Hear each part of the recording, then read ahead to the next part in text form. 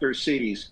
So what the President Trump is doing, he's prioritized the Western Hem. This is part of this unprecedented war against the drug cartels. We've designated them as terrorists. We're going after them, and we took out the drug traffickers in the high seas. Now we're collaborating with Mexico to do it, to disrupt routes on the ground.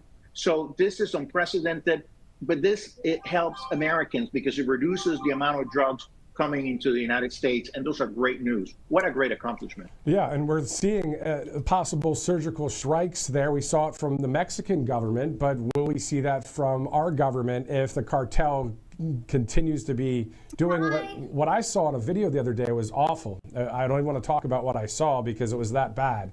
We'll see what happens there. Before I let you go, a little bit of a lighter note, of course, but still important when it comes to culture, when it comes to our country and patriotism. There's a lot of Hispanic Americans that are legal here in this country. My grandpa was from Cuba, you know, so I get it. So my question to you is, what was your thoughts about Bad Bunny and how he represented people that are, I guess, illegal, and they're saying, hey, it doesn't matter, just bring them in? Streams aren't even popping up. Well, you know, it's very offensive, first of all, because his message wasn't about unity. You know, you can celebrate the roots of Americans of Hispanic origin, within what binds us as Americans, right? Our Constitution, our democratic principles. But he wasn't celebrating America. He was celebrating Latin America and celebrating illegal immigration, right? Spiking the ball on our end zone. I think that was very offensive. But not only that, I mean, the lyrics are offensive. They objectify women. They're misogynistic. And what I find insulting is Democrats and the left saying that he represents Hispanic community. You know, the majority of Hispanics don't agree with the values that he's, not even in Puerto Rico, where he's from, they like what he stands for. Hear me? So if the Democrats want to align with somebody like him, who's clearly anti-American. Can you guys hear me? Press 1. Women, then they're going to have to defend that. But if not, I want to cut this off again. Did I pause that? He doesn't represent Hispanic values. It was disgusting and frankly un-American. It's, you know, again, I'm originally from Puerto Rico. It was sad to see that people get the impression that he represents, you know, people, the U.S. citizens of the island who are proud American, or even Hispanics throughout the country who cherish our country, who value our citizenship, who are patriots. It was disgusting. I met a number of them in the Bronx at President Trump's rally there, and then also in Miami, Florida, some just good-hearted people that love God, family, country, and Bad Bunny on the other side of history. So glad that you can join us, the director of the Hispanic Leadership Coalition with the America First Policy Institute, Alfonso Aguilar. Thank you again for your time. Thank you for having me. Definitely. All right, it's 7:21, Tuesday, February 24th. Of course, President Trump to speak at 9 o'clock Eastern time. We'll have that entire speech here. Your thoughts over the past year and change of the first year of the second term? Well, they've hit the gas in 13 plus months and some days on change of this administration. What I think was picked up in the first administration was the fact that there were some vipers, there were some snakes on the inside. And now you have a cabinet that is on the same page, full throttle, who is seeking to serve this president and also at his pleasure the citizens of the United States. And look at the team, Matthew, because these people are great at media. They've been governors. They've had their own television shows. Are you guys able to hear me? Experts in their respective fields. And we can see where they're allowed to dialogue, disagree, and debate. And some of the most legendary political dialogue and debate has been between some of these members, including the president himself and the Secretary of State, Marco Rubio. Think back to 2016, those Republican debates, or Kelly Loeffler and Doug Collins running for the Senate against each other in the great peach state of Georgia, coming together to make America great again. And you look at the 20 core promises that President Trump on the campaign trail talked about, the RNC talked about, and we know that number 1 and 2 all had to do with the border and the mass deportation. We see wins in those areas. There's a number of other core promises that we the people want to see happen is people talking about deep state arrests for those that subverted the will of the American people in 2020. We see a number of other things when it comes to transparency and accountability. So we the people are saying, hey, we want freedom. We want the Constitution to stay as the law of the land. What can we do in order for that to happen? Talked about before is to pass the Save America Act. We have to have voter ID and proof of citizenship so we have free and fair elections coming up this midterm. Coming from the Republicans communications team out in the Western Regional Director, Nick Posh, we've interviewed here on the show.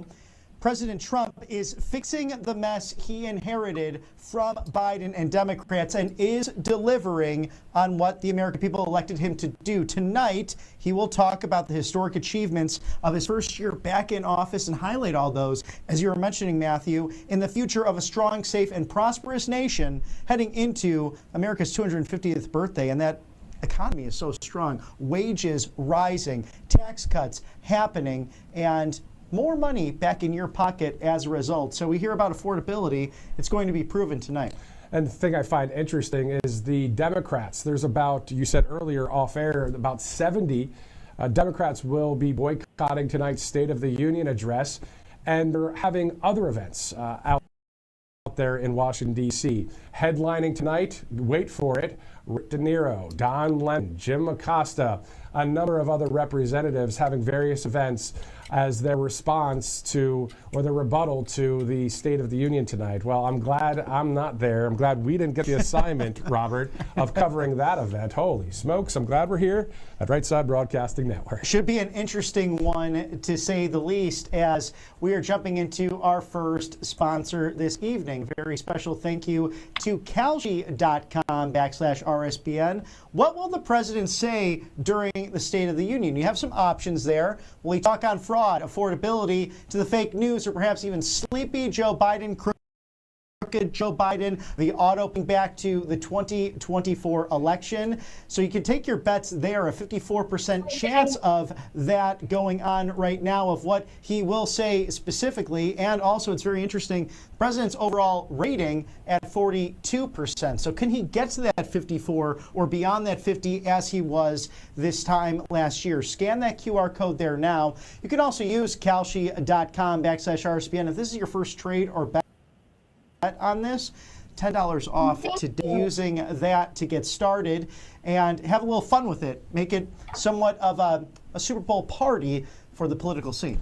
I'm looking at the words Sleepy Joe. I don't think the president's going to say Sleepy Joe tonight. I do say fake news, affordability, fraud. Maybe not fraud, affordability, fake news. We'll see what happens. But you guys can check it out too. Kalshi.com/. So you're coming in good now. Here at Right Side Broadcasting Network. All right, it's 7:26, Tuesday, February 24th. Let's go to Tax Network USA as well. Have they talked yet? Back taxes or have unfiled tax returns, or have you filed every year but still keep owing? Did you retire and suddenly get hit with a tax bill that you didn't expect? How about, are you a business owner with messy books and a balance you can't afford? Or how about maybe you pulled money from your 401k or IRA early and now the IRS wants its share? However your tax issues started, I had to turn my volume up. Outcome is the same. Your balance down, penalties grow, interest compounds, and many of you are about to owe again for this. I'm going to make tax chicken tonight. with no plan in place. So you can stop what you're doing and call Tax Network USA. The IRS isn't waiting. The IRS is enforcing collection, garnishments, bank levies, and property seizures. So they can even file for you without your consent. So this is where Tax Network USA comes in. With more than 15 years in business, there hasn't been a tax case they haven't seen or resolved. They specialize in tax conduitors nationwide, and they get back on track by resolving back taxes and unfiled returns once and for all. Yes, it is a fantastic organization. They could do all of that for you once you have that now today. They'll go through that whole investigation period when you call the IRS. A new phone number there for you at 877-479-6503.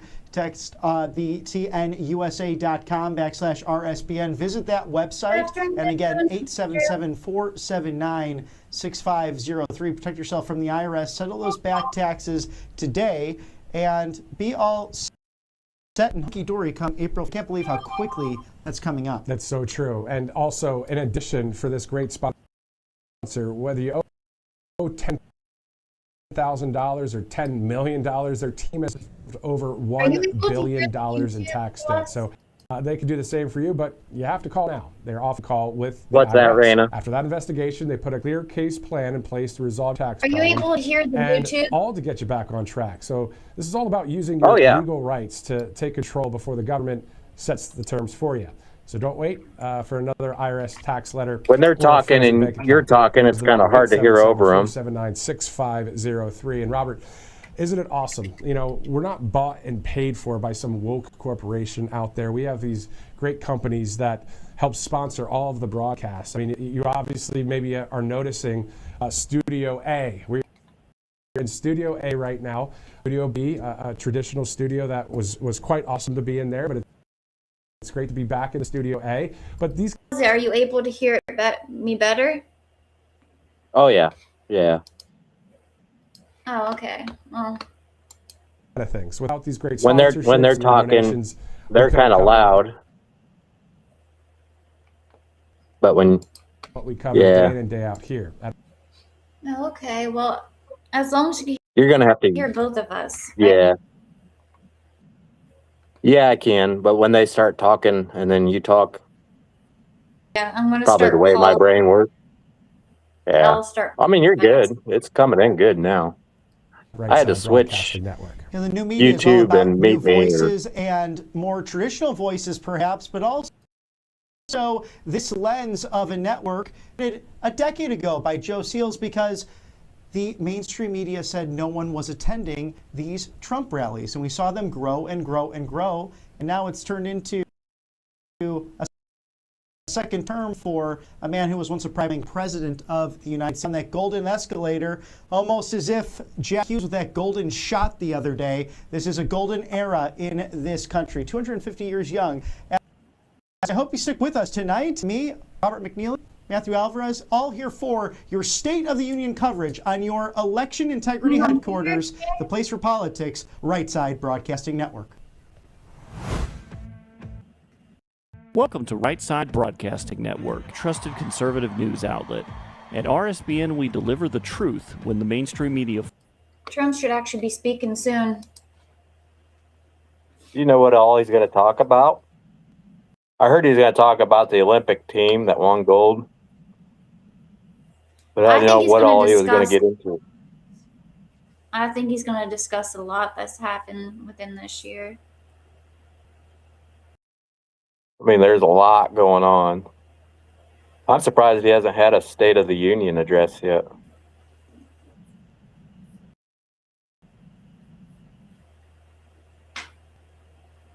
He's definitely going to be talking for a few hours, I think. I wouldn't doubt it. He's probably got a lot of things to... I don't know who'd want to be president.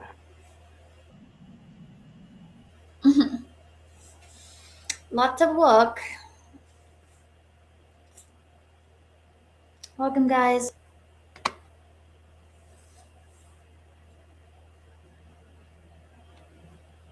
Yeah, I had to Meet Me on the computer or the iPad. Because I couldn't comment on YouTube through my iPad. Yeah. So you're on the phone. It might be my iPad, but you're coming in pretty good now. Okay. The Union address, which will start at 9 Eastern time tonight. So Robert McNeely will be back in the chair here in... Wait, it's not going to start till 9? That's what? After President Trump's speech. All right, it's 7:30 Tuesday, February 20th. Thanks again for live streaming in here on Right Side Broadcasting Network. I recently caught up with Texas Congressman Keith Self. Take a look. And joining us now on Right Side Broadcasting Network is Texas Representative Keith Self. Thank you so much for joining us, sir. Great to be here. Thank you. So let's talk about something that you're well versed on, the Save America Act. I don't think we could talk about it enough, can't we? Absolutely not. This is vitally important for the midterm elections in November. This is how we save America as the title says, because we have got to make sure that American citizens only vote in our elections. And when you show up, show photo ID, government issued photo ID. Everybody needs to understand how important this bill. Already have to show a voter ID, and that's something to be. It's kind of shocking to see that the leading country, the strongest country, the best country, doesn't even have that. I mean, how about in New York City? You have to have an ID to shovel, don't you? Yeah, you do. And frankly, you have to have an ID to do almost anything in America. But this is the Democrats' plan. They don't want their citizens because they want the non-citizens, the illegal aliens, to be voting in our elections. Even some of the places have authorized them to vote. That's why we need federal guidelines. We're not telling the states how to run your election. All we want is some few federal guidelines, guide rails, protections for our elections. That's all we want out of the Save America Act.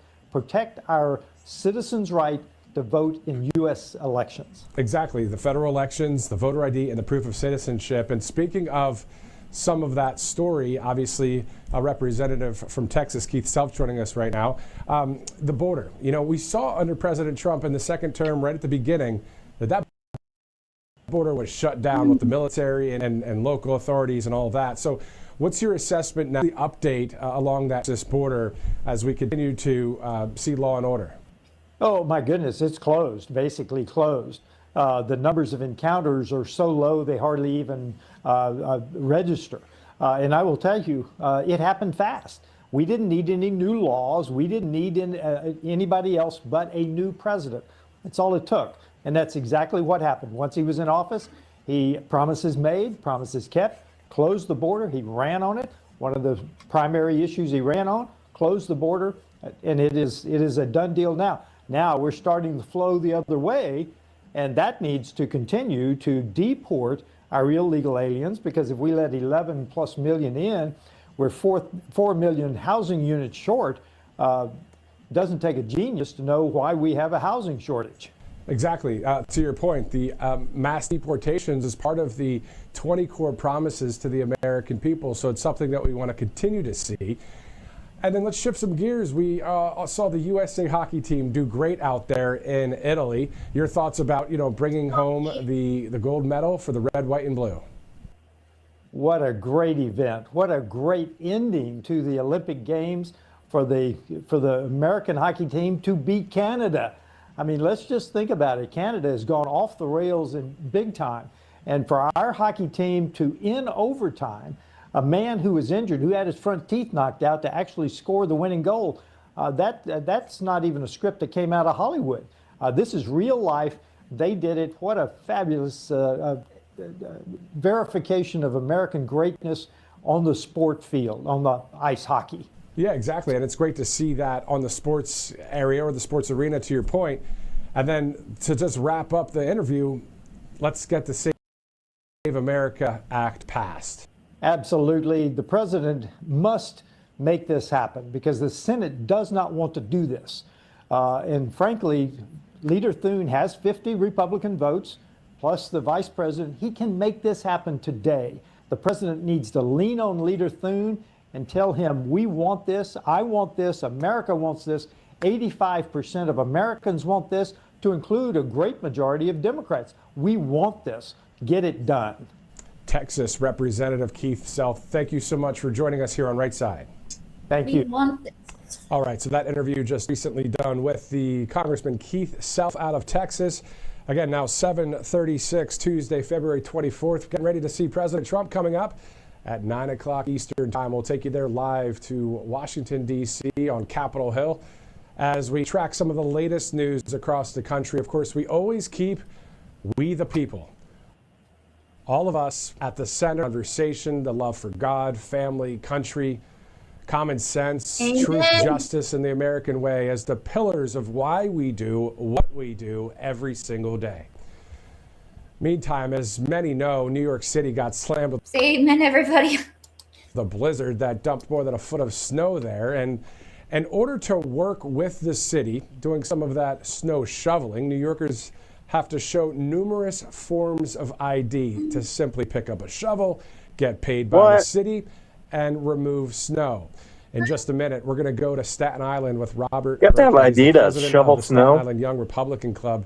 He has plenty to say about that. I'm glad that I'm not in New York right now, to be honest. The blizzard, Vince, the get your ID out. socialist-style mayor. Who wants that, right? We want our fun all the things here in this country. It's called the United States Constitution, of course. So, as you know, Right Side Broadcasting Network, was hot on the 2024 campaign trail, covering President Trump's rallies from coast to coast. And at those rallies were the 20 core promises to the American people.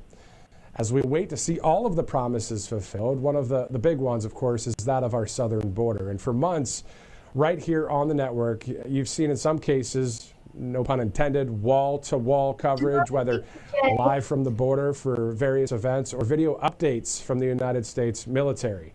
And if you remember the Biden regime, the images of people crossing the border, people who are not citizens of our country, well, we're going to return to the border in just a minute. We're going to go to one of our clips that is called The Sounds of the Border. We're going to go there in just a minute. So we'll go to the southern border, we'll go up to New York City, and of course we have some live interviews coming up, and then around 8:15, RSBN host Robert McNeely will be in the chair as well. Then we'll be seeing President Trump at 9 o'clock, and then Robert and I will wrap up our coverage live right here on the network. Of course, there's a lot of news that we're following in that 24/7 news cycle. We see a lot going on out there. We see it on Truth Social, we see it on X, we see it on Rumble, YouTube, all the things. We see it right here on Right Side Broadcasting Network. Again, we're the ones that connect with you guys when we're out there at all of those rallies and events and all of the coverage that we've done for a number of years, 10 plus years. I've been with the network since September of 2022. So I've seen a lot. It's been great to connect with a number of people and to really just talk about country, we want to see transparency. We want to see accountability. We want to see what's needed to happen to save our country. We've been covering a lot of stories, Epstein files to what's going on in Iran to what's happening recently in Mexico. So, hey, buckle up. It's 7:40, Tuesday, February 24th. Let's go over some of our great sponsors. Birch Gold is back. International disputes, inflation, rising national debt, digital currency. There's a never-ending list of reasons gold has risen over 700% in the last 20 years. And a never-ending list of reasons smart Americans diversify a portion of their savings into precious metals with Birch Gold Group. And more than any other commodity on earth, gold thrives during uncertainty, which is why of a balanced strategy. It gives you peace of mind given all the events that could impact the U.S. economy. And see if holding gold as a tax-sheltered retirement account is right for you too. Birch Gold can help you convert an existing IRA or 401k IRA in gold. All you have to do is text the number right there on your screen, 989898, to receive your free info kit on gold. There's no obligation, just useful information. And they have an A+ rating with the Better Business Bureau and tens of thousands of hackers. So let Birch Gold help you diversify with gold so you too can have peace of mind regardless of the uncertainty. Again, that's text Trump to 989898. Again, the word Trump to 989898. You can do that today if you'd like. All Family Great sponsor here. Quick question for you. When was the last time you actually restocked your medicine cabinet? Most people wait until someone gets sick, then they're scrambling, calling the doctor on appointments, hoping the pharmacy has what they need. And you really should have what you need already at home. How I roll. If you already know All Family Pharmacy, you know there's a better way. And when you go to allfamilypharmacy.com, you can stock up in advance on essentials like antibiotics, antivirals, ivermectin, mebendazole, NAD+, Tamiflu, and more. More than 300 prescription medications are available, everything reviewed and prescribed safely by their licensed doctors and shipped straight to your door. So you can be prepared. I don't know when the last time I took medicine, though. Pharmacy.com/RSBN. Use that RSBN 10 promo code that you see there. Save 10% on the essentials you want to keep in your medicine cabinet. Two great sponsors right there on Right Side Broadcasting Network. It's 7:42 Eastern Time. We are live. Hey, a little bit of a different backdrop. Well, it's thanks to the great sponsors, thanks to the donations, but also we're not just doing it for just the appearance. This is all about the heart of the matter. What will save the country? Passing the SAFE Act, transparency, accountability, all the things, right? We want our country to keep going. We want the Constitution to be the law of the land forever. We don't want it to change. We don't want anybody stomping on our U.S. Constitution. You know, there's an event in D.C. tonight where Robert De Niro and Don Lemon, and Mr. Acosta, all these people are there. They're doing a rebuttal. They're doing a response party event. 70 some odd Democrats that are going to boycott the State of the Union tonight. Listen, it's time to get back to the basics. You guys know it. I know it. We know it. Let's go to Staten Island in the meantime, because you know what? Mamdani doesn't know. He wants you to have, how many IDs do you need just to shovel the snow? Well, let's go to Robert Burkhead. He is the president of the Staten Island Young Republican Club there. I had an interview with him recently. Let's take a look. And joining us right now is Burkhead, of course, the president of the Staten Island Young Republican Club, and he's outside in the snow. Robert, tell us what it's like so far there, man. In the future. It feels just as dark and cold as they predicted. And these blizzards aren't helping. And just today, the mayor just announced he's going to send the kids back to school. We don't even have the sidewalks paved yet. I mean, you can't even walk down the street. The bus stops are not paved. I have no idea what this gentleman is thinking. I have no idea who's advising him. Just a little common sense. I mean, now we got to put our children in harm's way. There's not even places for them to drop the kids off at school. It's just, again, I don't know where the thinking or the logic is, but the Democratic Party today has lost common sense. And that's the thing that we've seen there in New York, across the country. So what we're hoping to see is one of these days, I mean, maybe there'll be just a boomerang situation where we'll come back to a more sane New York. I mean, why don't you run for mayor, man? I mean, we need somebody that's on the right side of history out there. You know what? I would actually like to know what everybody's thoughts are on McDonald. Okay, he literally brainwashed everybody in New York just to get in. Oh, the governor. Yeah, New York. Apparently. McDonald. So what? Now you need now you need ID to what? Shovel snow? Shovel snow, yeah.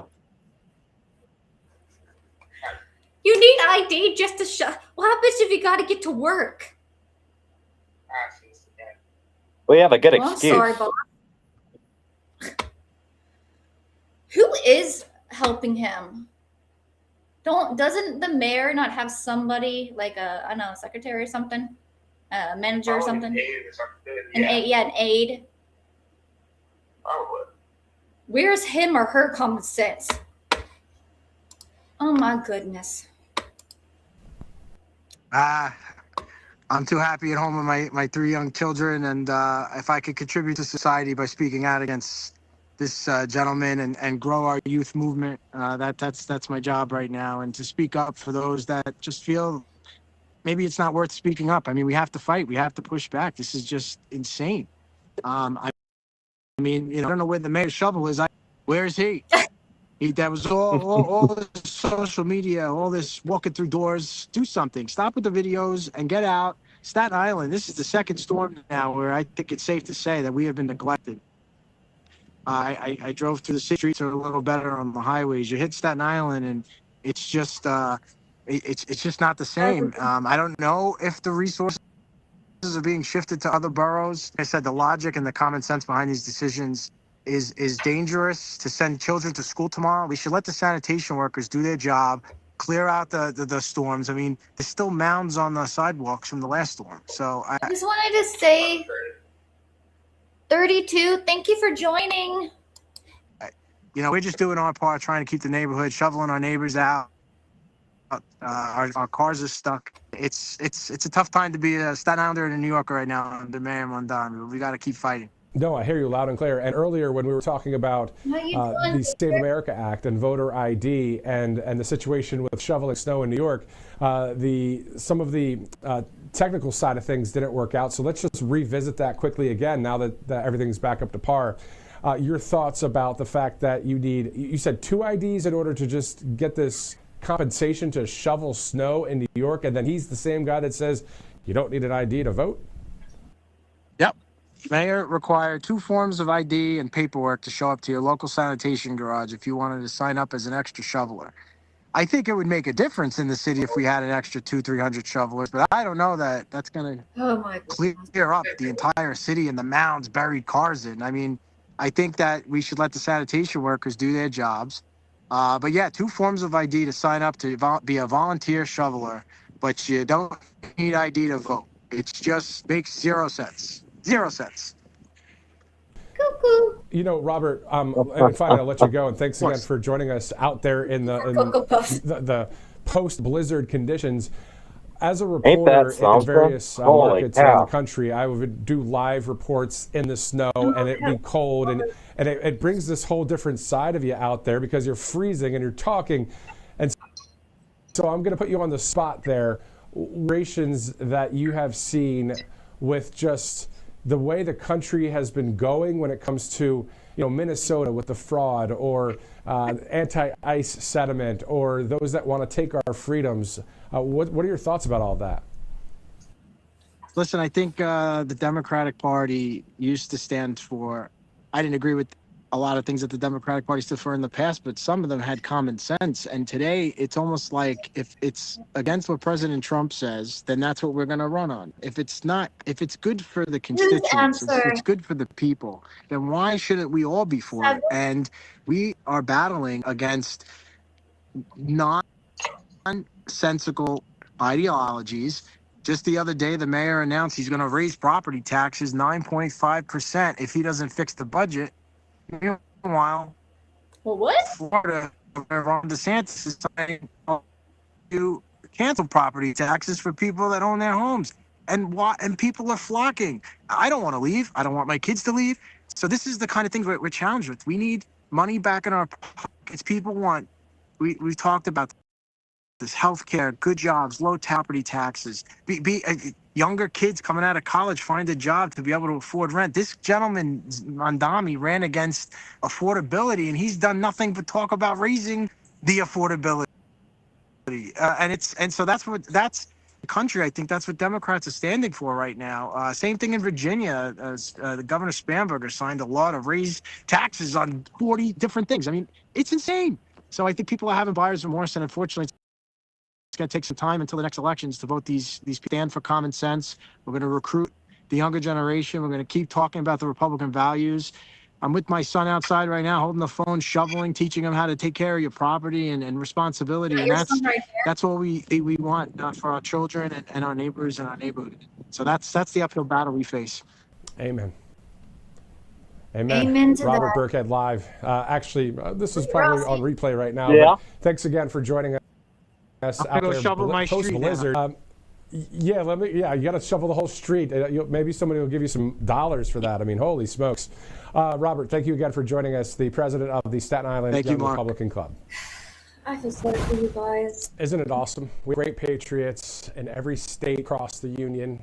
Many red states, there are blue states, some purple states out there. Great patriots in every one of them, including right there in New York City. Again, that Trump rally back in the day. In the Bronx, a lot, and hey, we want the simplicity of America again, land of the free, home of the brave, all the things. We're not going to lose sight of that. At least I'm not losing sight of that. I can't, because that's what is country to win. We need that leadership, and we're looking forward to seeing, of course, the president tonight at 9 o'clock Eastern. Let's go to a couple of our sponsors before we move on. There's a video I'd like to show you, and then also we'll go to Yeah, let's not lose complete common sense, okay? If the whole world completely loses it, we're done for. Ouch. $100,000. What do you think, Ross? I'd never heard of anything like 32? What do you think? Having 2 IDs to shovel But you snow. need an ID. That's crazy.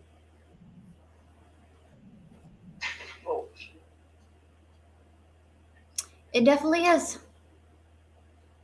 And now he's literally going to have to shovel. Now he's literally going to have to shovel that whole road. Hopefully the neighbors pitch in, obviously, but it shouldn't be their job to do that. It should be the state. It's a road. It can be a busy road. You know, there's houses there.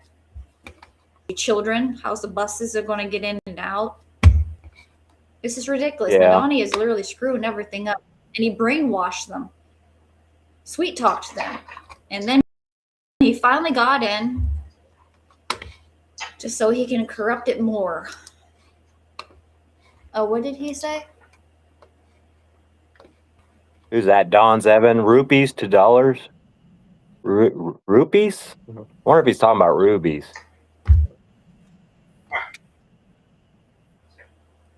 Rupees.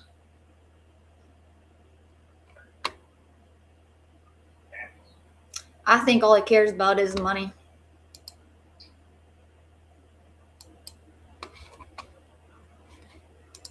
Percent of contaminants. Pretty much anything that isn't water, the PFAs, the microplastics. I truly don't even think he cares about the American people. No. He just cares about money. The pharmaceutical residue, the fluoride, all gets the purest water you can get.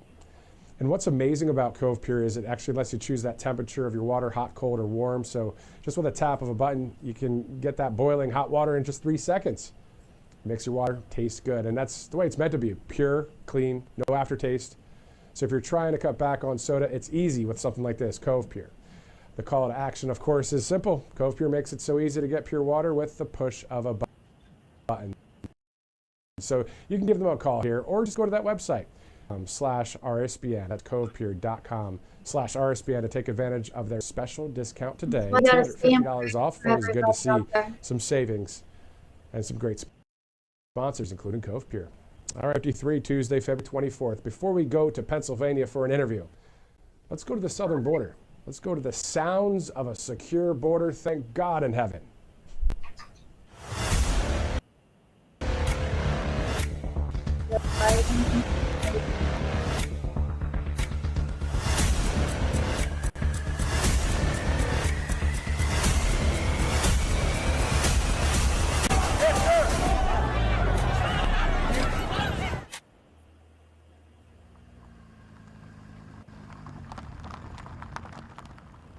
Is that the border now? Yeah, Oh parts my of it. goodness, look how Trump did you do?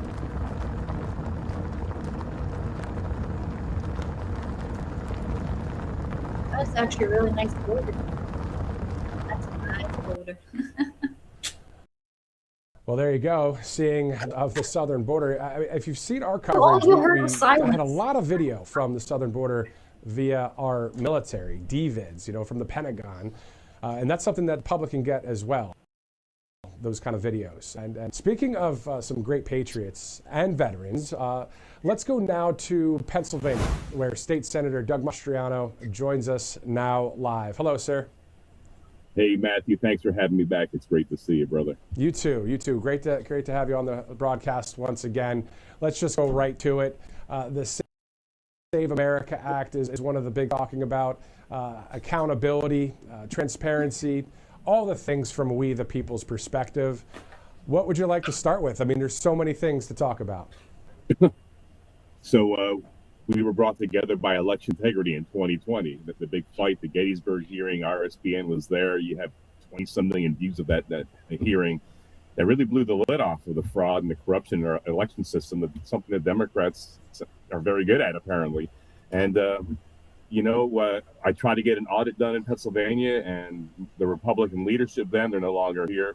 But when they were in power there, the majority leader kicked me out of the caucus, stripped me of committee powers. So I couldn't do an audit of 3 counties, which is going to be Philadelphia County, York County, and Tioga County, so 2 Republican, 1 Democrat. And we're our own worst enemy. I lost my staff and all that, and so it went and not a Democrat hand. So if we're going to get our elections, What don't you get about this, 92? right, the only way we can do it is the Save America Act, and it needs to happen. We saw President Trump the other day on Truth Social say that there will be voter ID for the midterm elections, and I think he said even without Congress. I don't know how that's going to happen. We'll see, but it would be great if it does, including proof of citizenship.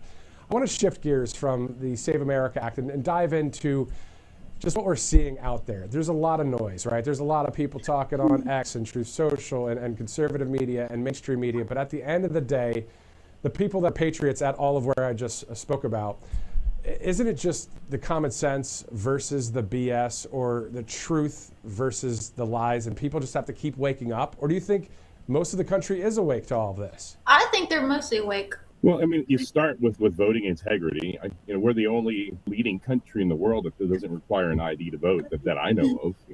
When I have said in the past, I've seen better elections in Afghanistan. It was true. The international forces made sure one person, one vote, and did our best to ensure voting integrity. Is everybody still able to hear the YouTube loud and clear? Yeah, you're good. You're good on the YouTube, Ben.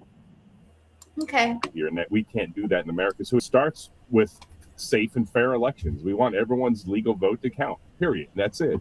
And you can do that with an ID card, government issued. Beyond that, the evidence is so manifest, and we see we see that across the deck, the economy is improving. Our lives are getting better. Tariffs are way up, bringing in money, tax cuts, tax relief. We're seeing inflation go down to a 5-year low now. It's going to take a while to correct the bite of the country. We're seeing improvements internationally. We're seeing how the Iran nuclear program is gone. It's dead. We see the Iranians, on a precipice here as far as leadership. The mullahs that have been leading our country since 1979. We're seeing peace through strength. We see Venezuela. NATO, 32 members now in NATO, and I believe all 32 are now spending their pledged 2%, and they've agreed, all of them except Spain have agreed to go to 5% in the next couple of years. This is unprecedented. NATO's never had stepping up and meeting what they promised to spend on defense. So all around, America's stronger, America's back economically and internationally. And sir, can you talk to us a little bit about why you jumped into politics? I know you were in the middle of all that, but what was it that said, I have to go and do that? Yes, in my career field, strategic intelligence, there were no general officers. I don't think there still is. So if you make colonel, it's like 7% of us make it to colonel, and that's it. And the ceiling is there. It's not glass. It's solid. And I had a sweet job lined up, Matthew, that I was going to ride off into the sunset, making lots of money, lots of travel, still doing things for our country, but, without uniform. And as I was doing an interview at a local radio station, I'm in uniform talking about international affairs and what have you. And I was complaining off air about how bad things have gotten over the years for the country. And I was postulating 30 years in uniform, and have I made a difference? It didn't feel like it.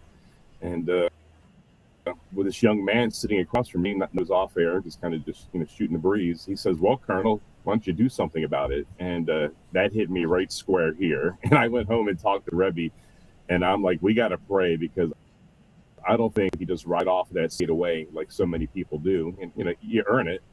And we prayed about it, and that's what compelled us to get in politics. So I decline the perks and whistles. I don't do the free car. I don't take the retirement, and all that blah blah.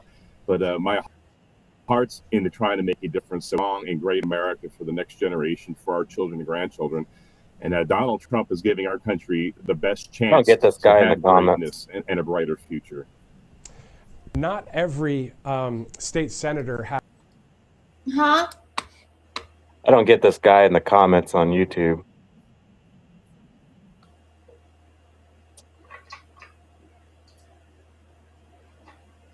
I can sing without my lips touch.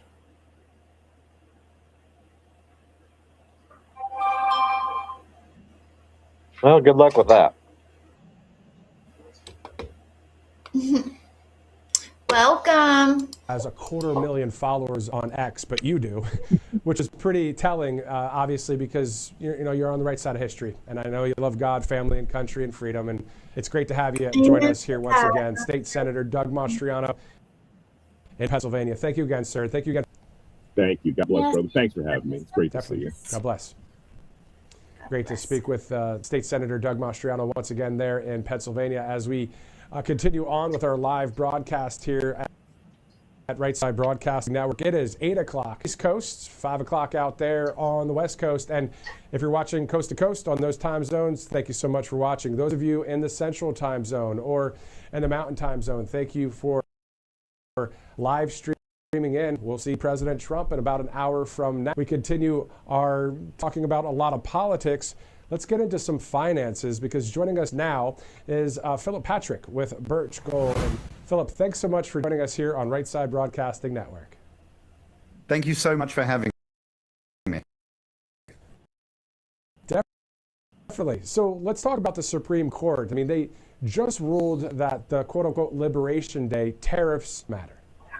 Yeah, they ruled that the administration overstepped its authority by imposing Liberation Day tariffs under the emergency trade powers.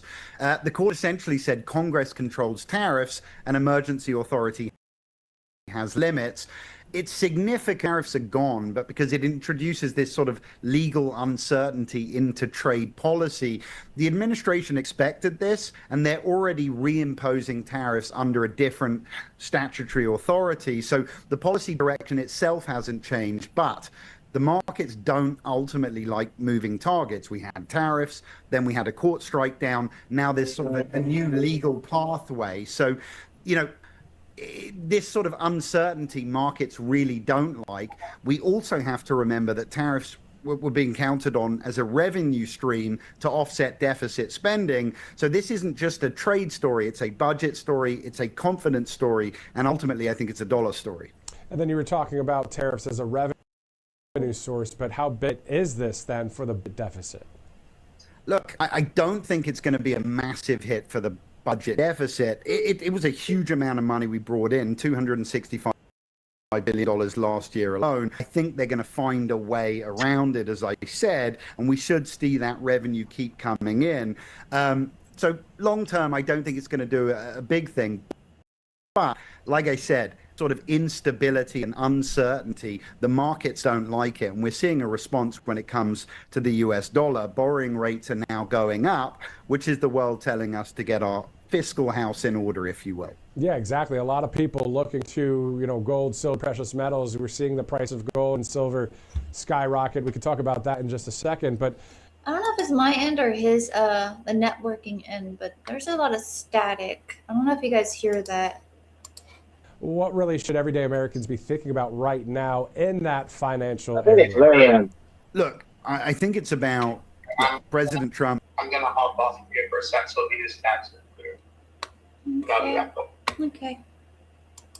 Has done an incredible job in the last 12 months. I mean, we've turned our trajectory around entirely. However, we still have a system that is under strain, right? We've got record peacetime debt levels. We've got ongoing trade restructuring. We've got battles now, executive authority, and the markets are reacting to these developments in real time. So, you know, whether the administration strategy ultimately works, and I believe it will, the path is going to be certain, and it's going well. That's the reality of what President Trump inherited, and that's where physical precious metals come in. They don't depend on a Supreme Court ruling, a trade negotiation, or the Treasury Department's funding strategy. These are I think the static's on their end. They have no Raina. counterparty risk, and they are performing incredibly well in climates like this. Because Are you guys hearing it once in a while?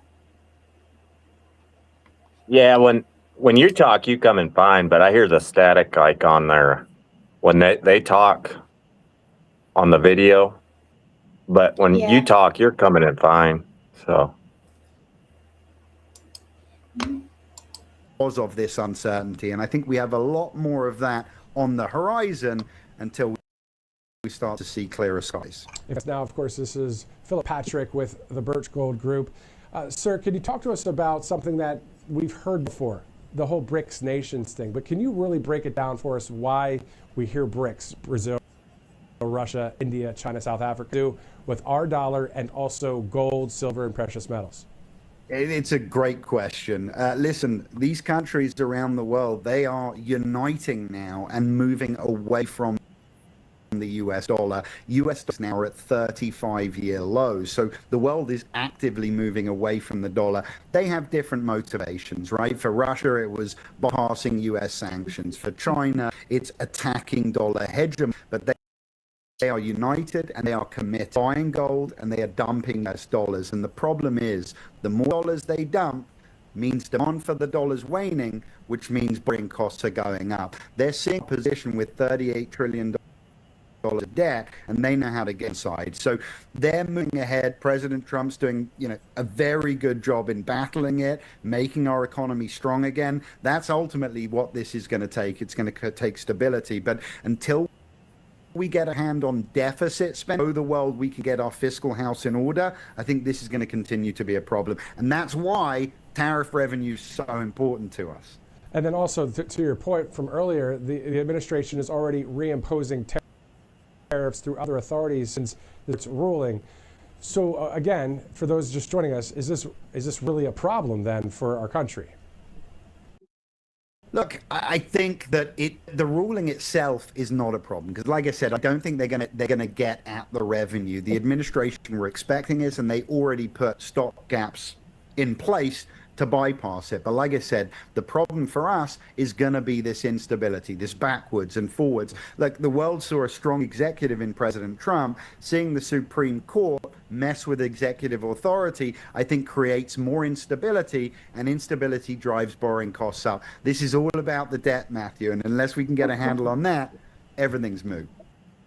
Well, I hear you. And I know Doge was getting a half too. We'll see how everything pans out there. Speaking of pans, my father-in-law talks about panning for gold sometimes. Let's talk about the price of gold right now.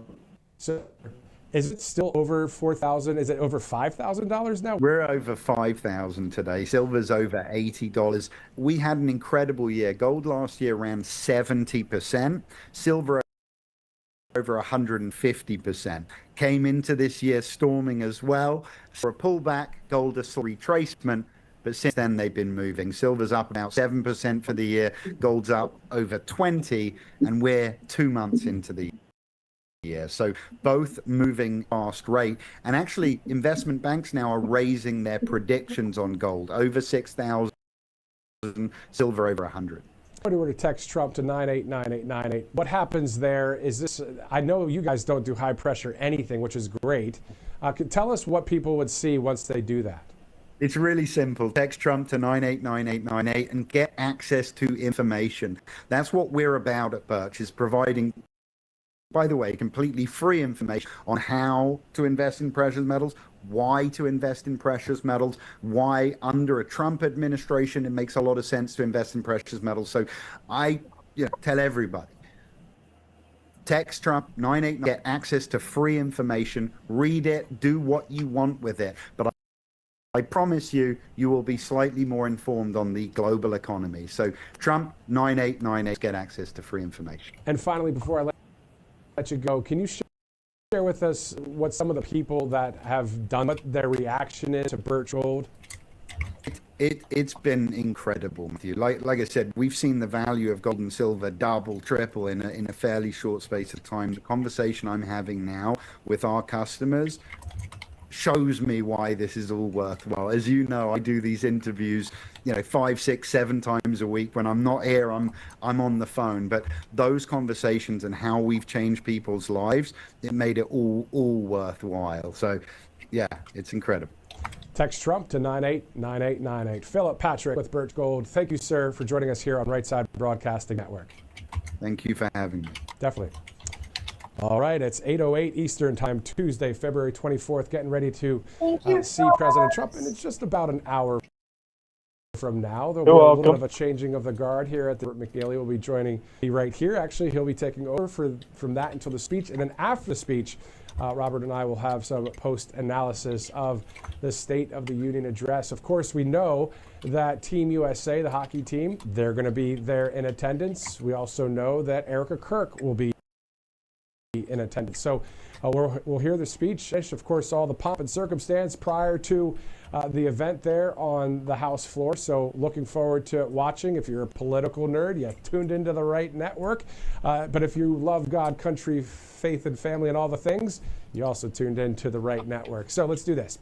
We have a couple minutes left before we go to a commercial break. So why don't we go to one of our clips, clip 2, in regards to people in the state of Alabama. An Alabama sheriff in Coffee County talking about the border. Let's go to clip number 2 right. Since the Trump administration, it's been a lot easier to be law enforcement. I'm gonna be honest with you. Our crime, methamphetamine, and it all comes from the border. And you've got to tighten up that border. We've seen a decrease. My narcotics guys, they're not getting as easy busts as they used to. So that means it's working. And I'm proud to, this is my first term sheriff. It's an honor to serve my people and to serve with this government that we have. And I can't say anything good about him. He knows I love him, and he knows it. We all grew up down there on the same street, so we fight for our families and our people. I've got 43 deputies under the 1033 program. I've got a couple of helicopters, some military equipment to keep my guys safe, which keeps them so they come home and see their family. Like I said, the administration we got now is working, and I'm proud to work with Barry, and he's doing a good job. What we got going on in a little old sleepy county in southern Alabama. All right, so it's great to see, the border obviously secure. That's one of the major core promises. There's a lot of them. Number 19 out of 20, secure our elections. How about number 9 out of 20, end the weaponization of government? So there's a lot to get through, of course, over the past 365 plus days of President Trump's first year of his second term. We'll hear from the president in just a bit. Actually, we can go to some letters that we've seen from people in Ohio. Letter to President Trump. I am an 80-year-old Army veteran and so proud to be an American as a 50th anniversary of the Army. I'm praying for you to continue doing an excellent job. You're doing exactly what you said you would do. God bless you, and God bless the United States of America. Let's go from Ohio to Rhode Island. President Trump, I just want to thank you for all that you have done for our country. I have prayed so hard for America and for you and your family and many other Republicans that are in office. I defend you and your policies to anyone who will listen. There were times that I had difficulty sleeping because of what was going on in our country. May God bless you, your family, your staff, and all who love America. Respectfully yours, Emily. And also, it says here, being a Republican and the state of Rhode Island makes for you and your policies. So there are a number of people from various states that have written into the president there at the White House. So nice to see some of the letters there. In the meantime, as we get ready to go to a commercial break, some of the news we're tracking in this 24/7 news cycle, of course, passing the Save America Act. We'll see how that transpires, hopefully in the U.S. Senate. Will there be any more developments with the Epstein files or developments with holding people accountable? And we're also keeping a close eye on any developments in Iran. Will there be peace there or something more? Additionally, of course, we're praying for the release of Tina Peters. We'd like to close this segment with the following. We the people know which TV networks and media outlets are part of the fake news ecosystem. Thank God for true conservative media of great outlets on the right side of history, including Right Side Broadcasting Network. Day of the week, I'll take truth over false narratives, truth over gaslighting, and freedom over censorship. If you'd like to follow me online, it's at Matthew US Media on X, and it's at Matthew Alvarez on Truth Social. A bit of the changing of the guard. Robert McNeely will join us after this commercial break. Then both of us will have the wrap-up coverage after President Trump's speech later tonight. We'll be right back here on Right Side. Welcome to Right Side Broadcasting Network, your trusted conservative news outlet. At RSBN, we deliver the truth when the mainstream media falls short. Since 2015, we've proudly broadcasted every single one of President Trump's iconic MAGA rallies, bringing you the excitement and energy live before anyone else. By watching RSBN, you get an unfiltered front row view of the action on the ground. We interviewed the crowds to give a voice to millions of Americans just like you.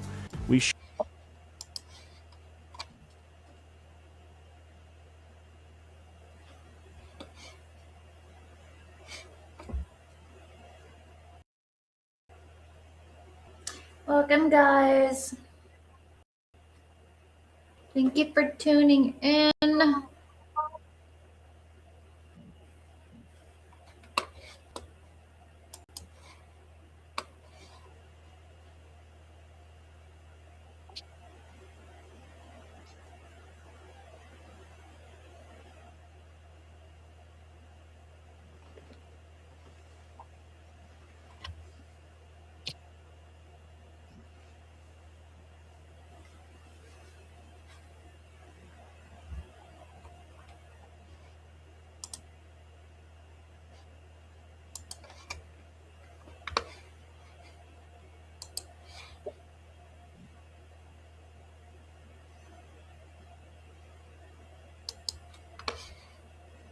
Joy to be with you. Thank you, Matthew Alvarez, my colleagues here at Right Side Broadcasting Network. If you're just tuning in, I'm Robert McNeely. As we look forward to the top of the hour, President Donald Trump to present the 2026 State of the Union. We're looking forward to all of the issues facing not only this administration, but your neck of the woods, inside and outside of the Beltway, as we are in the new and improved Studio A. I recently had the opportunity to speak with Ashley Brassfield, reporter for the Daily Caller inside the Beltway, as she's covering some stories you may not see in the mainstream. Welcome back to Right Side Broadcasting Network. Ashley Brassfield of the Daily Caller. Let's break down the State of the Union. Going to be a big one moments away. Yes, well, thank you for having me. And I do think it'll be a big one. The president is going to probably, my guess, from Tariffs Friday announcement. I think it's going to be a very interesting situation. I don't think he will be remiss to confront the justices who will be sitting right in front of him at the State of the Union. That's my first prediction.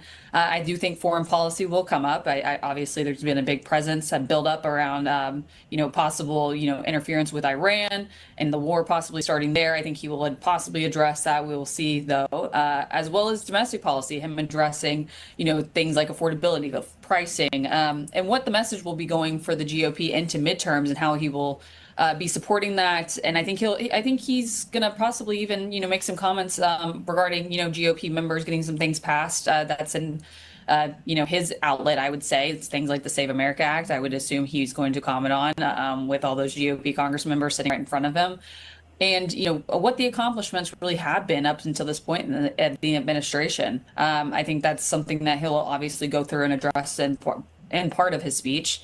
And my one prediction, though, the fun prediction, I think, is who will show up as guests to this event. And I know that they put out a feeler and an invite to the U.S. men's hockey team. So hopefully we'll get those guys at the State of the Union and the president giving them a big warm welcome home, possibly. So we'll see. Jack Hughes with that golden shot, and Director Kash Patel letting it loose with the guys on Sunday, so that was fun to see. But on a serious note, Ashley, doing some amazing reporting with the Daily Caller. Why did Republicans skip the hearing for Epstein billionaire bestie Lex Wexner as this really amazing story continues to divulge and develop in the federal city? Yeah, well, sounding like a broken record here, Epstein not going away, as we see here. And, this Lex Wexner, he was the main bankroller for Epstein. A lot of people that have, kind of dove into the Epstein story, it's caught a lot of national, international interest because of the ties with cultural individuals, political. It really just stems outward. But Les Wexner being that primary bankroller, founder of L Brands, which owns Victoria's Secret. That's how Wexner is mainly known. He's known and admitted to having a relationship with Epstein since the 80s, and kind of labeled Epstein as this mastermind of being a con man in a way. So it was interesting to hear from Wexner, who nobody's questions and sat down. And Wexner himself has said that the DOJ and FBI has never had him sit down and question him about his ties to Epstein. So I think everyone was waiting anxiously for this testimony and deposition to take place. It actually, different than many others, happened in Ohio. They went to him. And what depositions are, they're legal proceedings. So it was a much, smaller area, a lot less members there. And it just happened to be that no GOP members showed up, and there was a lot more Democrats there. The depositions are done by staffers, lawyers, where questions are asked. The majority gets the first hour, and then after that, the minority, being the Democrats, get the second hour, and it switches back and forth. This deposition lasted almost 6 hours with Wexner, many questions asked across the board, but the question remains, where was the GOP members and why didn't they travel there? And I think I reached out to House Oversight GOP spokeswoman. They told me that, the House is currently in recess because the committee, they're at their districts talking to constituents. So I do think there is an argument to be said there. But at the same time, I think Americans have been looking forward to getting questions asked by this guy who's been the main bankroller for Epstein. And his name's been tossed around. He's in the files. He's been named as a co-conspirator.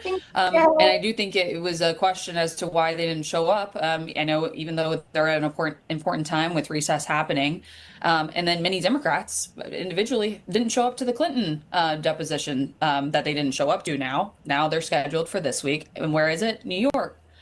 So they will be traveling, many members will be traveling to New York later this week. And I guess there is posing the question as to why members are having to travel to these individuals. And even Wexner's lawyer came out on X stating that, they agreed to this. So they put the location where the deposition would be. It was in Ohio. So the GOP members agreed to this, leadership agreed to this. And I think there's a question as to why there is special treatment for people like the Clintons and Wexner, why they don't have to, be walked into Washington, D.C. like a regular American would. So I think there's an argument there that, you can spend time with your constituents where you need to, but also, this is a very important issue to many constituents themselves. And so where should members be spending their time? Should they have allotted, a certain amount of GOP members to go to this or, be placed there? I think that's the question. And I think it caught a lot of people's eye, especially on Thursday and Friday of last week after the deposition. I believe the members of the Trump family also had to travel to the nation's capital during the lawfare saga of Russia.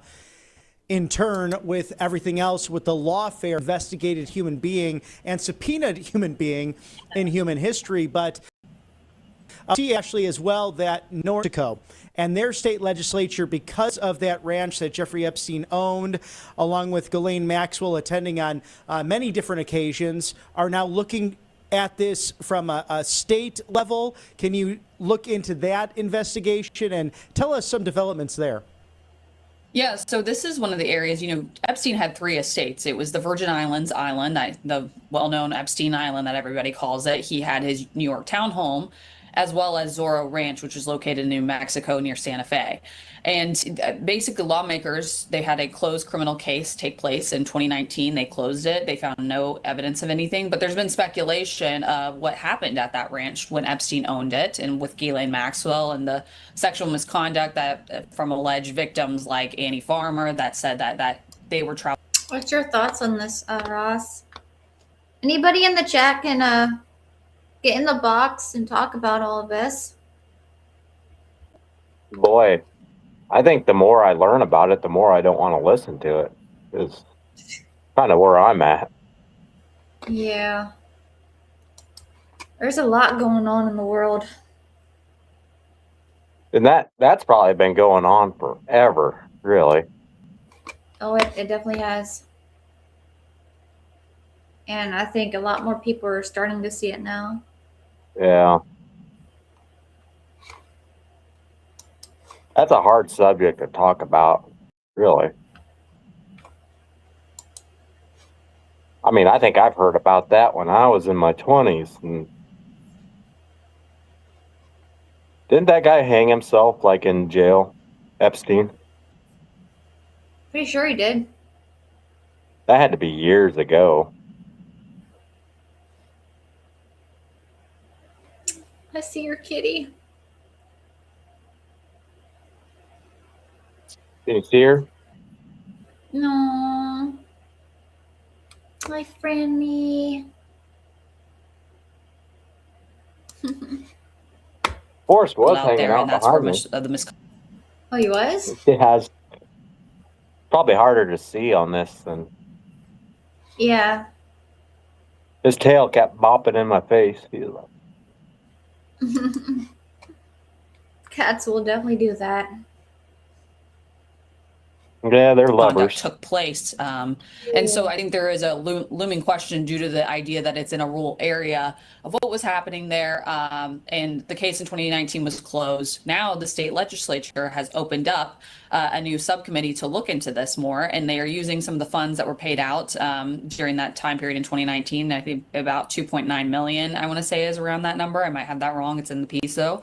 So feel free to go look there. But I think that there's also been a development in the last few days that I received a statement from the New Mexico Department of Justice stating that they will be reopening a criminal investigation as well into the Zero Ranch there due to the nature of the documents that have been released by the DOJ. They have also sent a letter to federal authorities at the DOJ in Washington, D.C., asking for help in the investigation and some other things like that. So I put that statement out on X. Anyone can go take a look at that. But I think New Mexico is one of those areas, and Zorro Ranch itself, due to the fact there was not a lot of eyes there in comparison to places like the Virgin Islands and New York City and the access.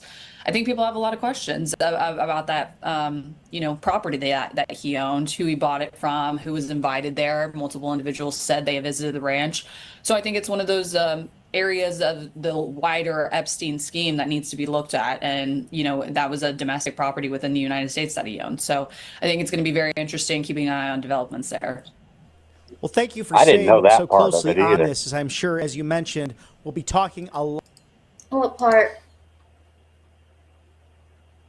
Was he scattered out or all over the country with that stuff?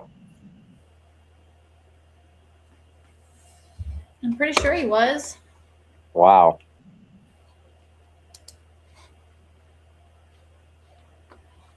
Yeah, Jay said probably.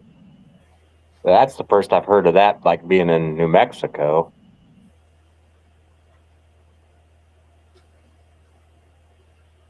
That is crazy. A lot about this throughout the year. Now, one of the more bizarre stories, and again, happy to the journalism. That's the big criticism of right, left, and center, and those so-called mainstream outlets, that they ignore some of these stories.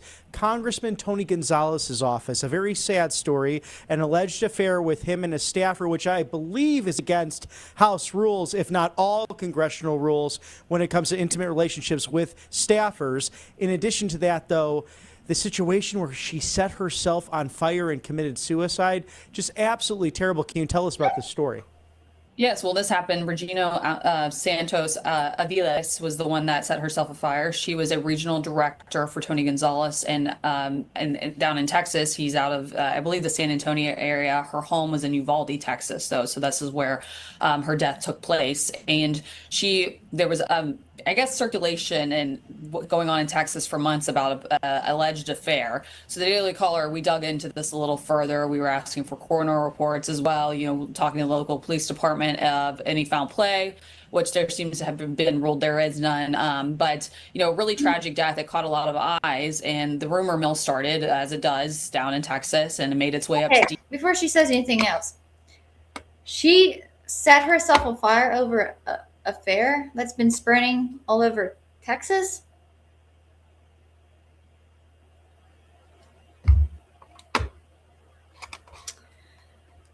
Oh... DC. So we've been sticking on this for months, but now an outlet out of San Antonio, they broke text messages that were sent between Santos Alvias,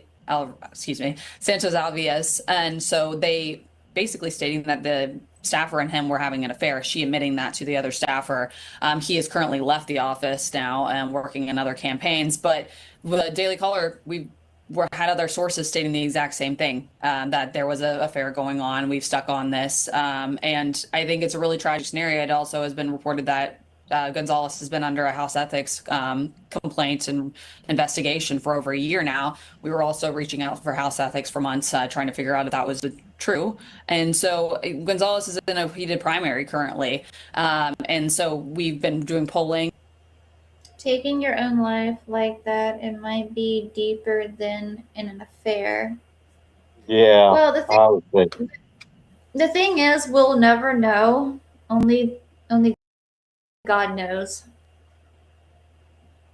But that's just so sad. That is deep. I mean, she set herself on fire.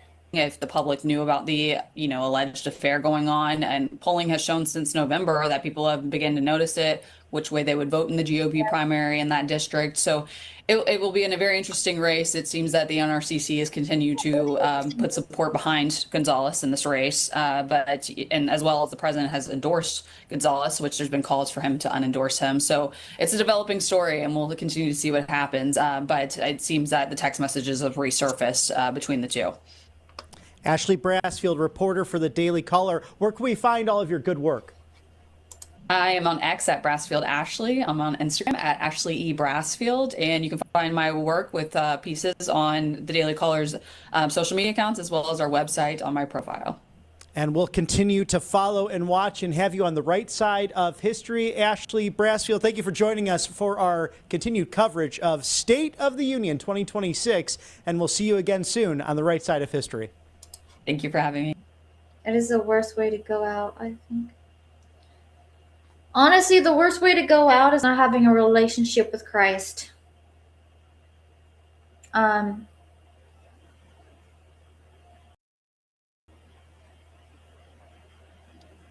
feel so bad for anybody who takes their life. Only Christ knows what they were going through at that time. Keep her family in your guys' prayers. Exactly, Jay.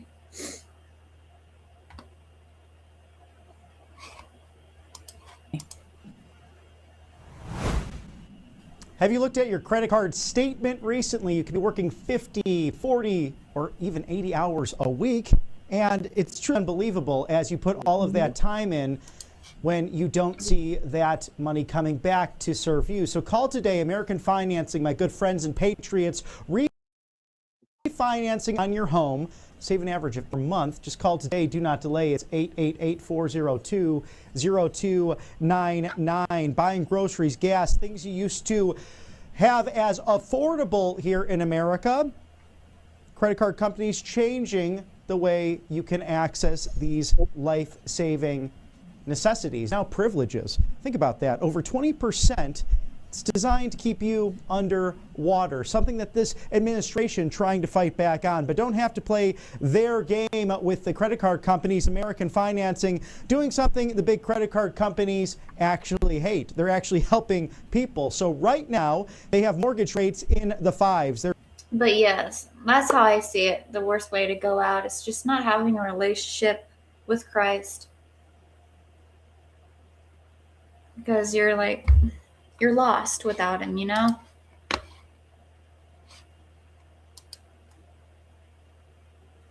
Exactly. We're showing homeowners how to take their hand and take control of this today, wiping out equity and that high interest debt rate, because you just don't want that to happen at all when it comes to refinancing with American. Call today. Save an average of $800 per month. 888-402-0299. The average savings, again. I said, are you okay? Yeah. I just clunked the table. Okay. Sounded worse than. You're okay. Just don't fall your chair. Yeah, I'm trying not to. Okay. $800 per month. So it's not too shabby, as it takes 10 minutes to call into a salary-based mortgage consultant. No upfront fees. And it all gets done for you right there with the great patriots at American Financing. If you start today, you could delay 2 mortgage payments. So you're looking at a savings of $1,600 right now. So give my friends a call over there at American Financing, 888-402-0299. Thank you for sponsoring us on the right side of history. And be sure to get the popcorn tonight, perhaps your favorite soft drink or adult beverage for the State of the Union at the top of the hour. You can go to kalshi.com/RSBN for a special tonight. $10 off of that first trade or bet. Will President Trump say fake news during the State of the Union? Anything about fraud or affordability, perhaps Sleepy Joe or Crooked Joe Biden? Feel free to write into RSBN if you wish to opine if it will be Sleepy, Crooked, or the Auto Pet. So he's sleepy and crooked? Any of those, or if they'll even shake hands tonight. We know that 70 Democrats refusing to attend the State of the Union on this fine Tuesday, February 24th. So take those bets and trades right there to kalshi.com/RSBN. It is music, sports, politics, culture, and more. You're watching it. You're living the front row of history, so you might as well make a trade and bet there at Kalshi. Scan that QR code now. And what President Trump will say tonight, it's supposed to be a big speech, a star-studded speech, and we'll get that at the top of the hour with real-time ratings right there. 54% chance that President Trump will say fake news. What say you at kalshi.com/RSBN? The president right now enjoying a 42% approval rating. This is somewhat down across the channels from last year at this time, slightly over that 50% mark. We'll see if that changes a bit after the State of the Union on this evening, as many Americans do tune in for this after the football season, after that glorious victory by the men's hockey team against Canada. Same with the ladies on the other side, defeating our Canadian friends to the north, winning gold. It's the bald eagle over the Canadian goose every single time, and Jack Hughes with that golden shot, 46 years to the day, successful in winning gold for the United States of America. The difference with that team that faced the Soviets, mostly in college, mostly amateurs, led by Herb Brooks. But as you're watching this, some professionals coming together to play for the good old US of A. They will be in the house tonight as we welcome into Right Side Broadcasting Network, Michael Kunzler, the co-owner of All Family Pharmacy. Get your deals right now at allfamilypharmacy.com/RSBN. RSBN10 for all of those discounts. Michael, we just are about to hear from the President of the United States. Low health care costs, all that access, right to try, most favored nation status on the mind of this administration and most Americans going into the 2026 midterms. So from your perspective as a pharmacy owner, you see this every day. What policies directly impact everyday Americans when it comes to the cost of pharmaceuticals? Are driven up by insurance companies and the drug manufacturers. I mean, it's clear as day. Trump has mentioned that. I mean, he just did a deal with Novo Nordisk and Eli Lilly, which is huge for those who need those GLP-1 drugs for weight loss, diabetes, and obesity. But clearly, I mean, it shows that the drug manufacturers are the ones driving the prices up, and then alongside is the insurance companies. I mean, there's things called no gag clauses, where if a patient comes into our pharmacy with insurance, and they tell us they have insurance, and I have a drug that they prescribed, and it costs, the insurance reimbursement rate is $35, and our $20, we have a no gag clause where we cannot tell them the cash price. We have to give them the insurance price, which that extra $15 can go towards something good towards that individual's plan.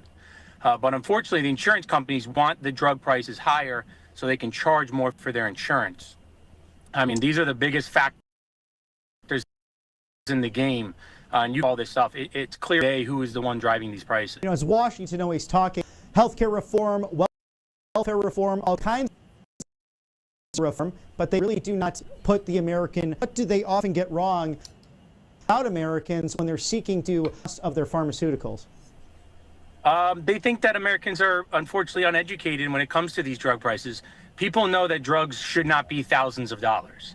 Right, we understand that there's trial and error. We want to make sure the drugs are safe and effective when they hit the market.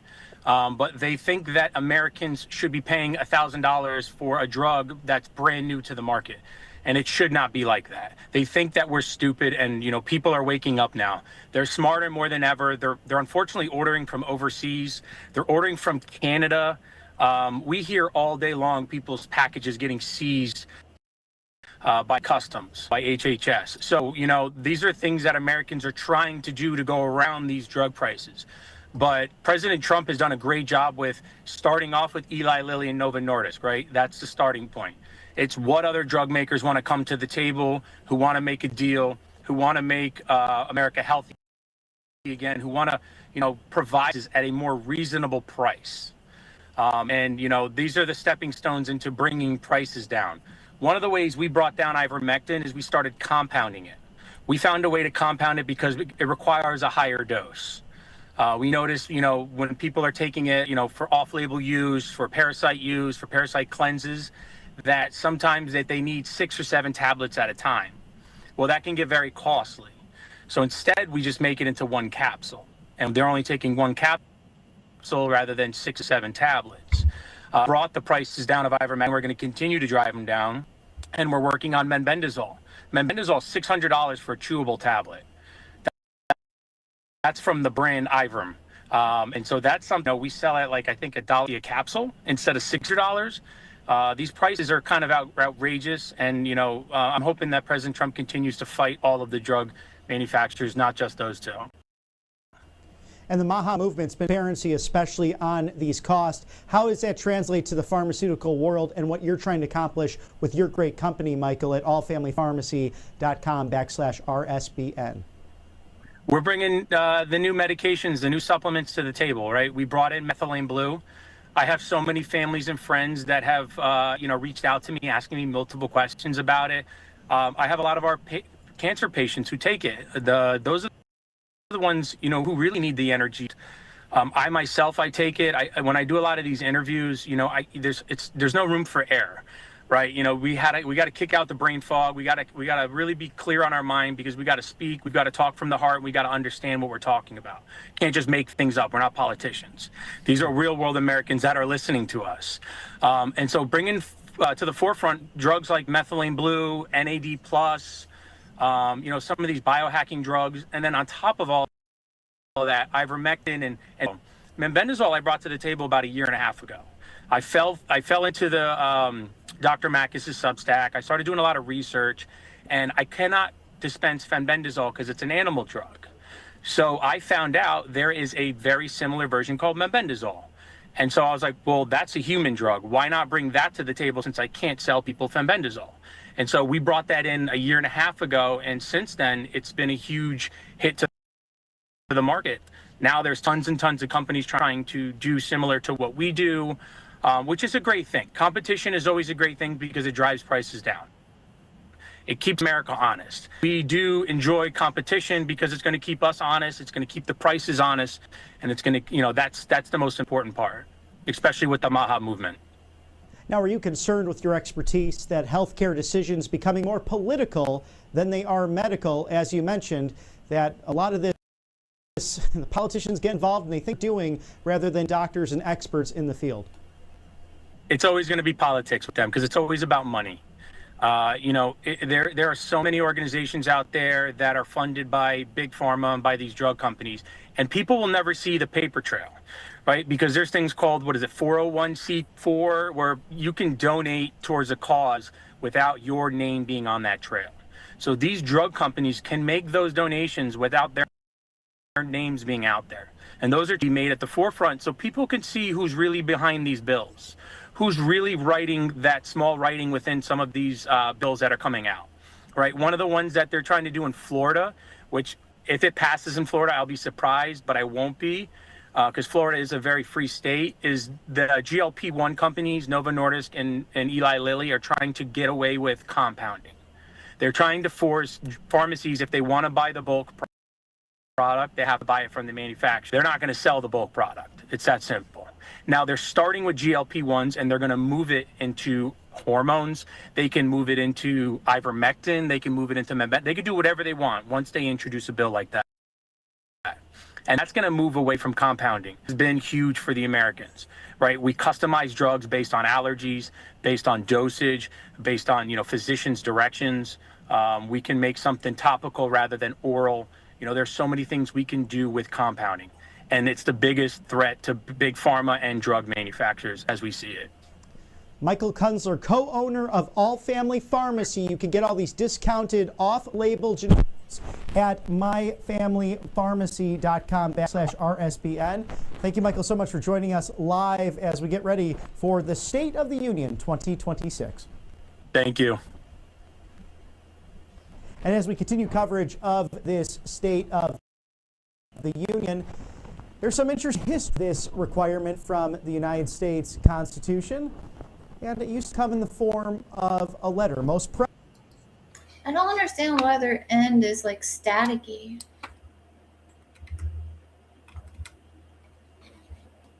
Yeah, when you talk, you come in fine. Yeah.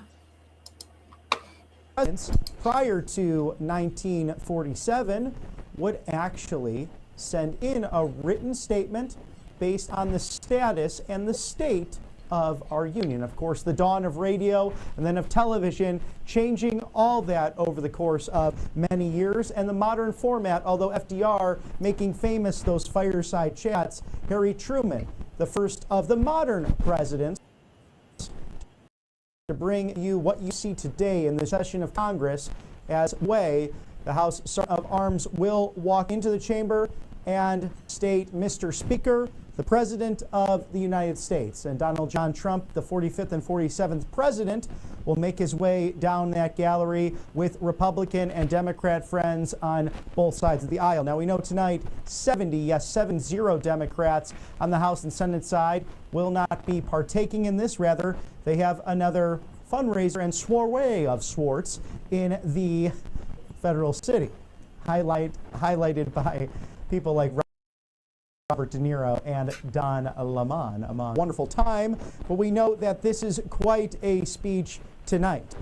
President Washington in 1790 giving the first State of the Union speech, declaring that knowledge is in every tree, the surest basis of public happiness. Also, that to be prepared for war is one of the most effectual means of pursuing peace. As you see a live shot there inside of the chamber, and lawmakers as our government comes together, all three branches and articles, one being that of the legislative, two the executive, and three the judicial. And this framework that is now over 200 years old, even starting before the concept of when we became a country on the 4th of July in 1776, a major date which we celebrate this year. We are looking at live shots there inside of the House chamber, where the President and First Lady will be joined by many significant guests, including our gold-winning hockey team. Well done, Jack Hughes and company, bringing home the gold in overtime against their rivals in Canada.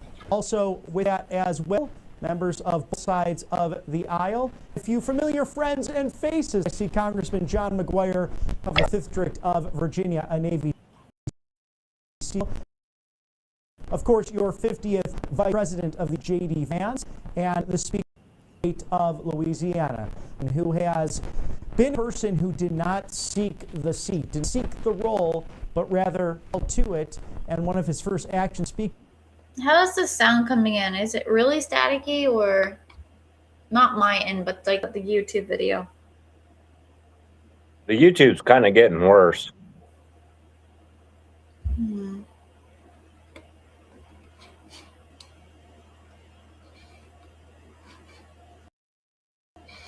I don't know if they're having issues on their end or.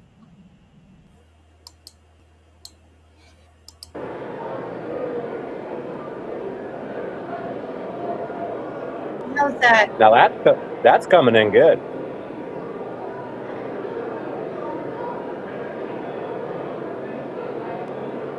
That's not staticky at all.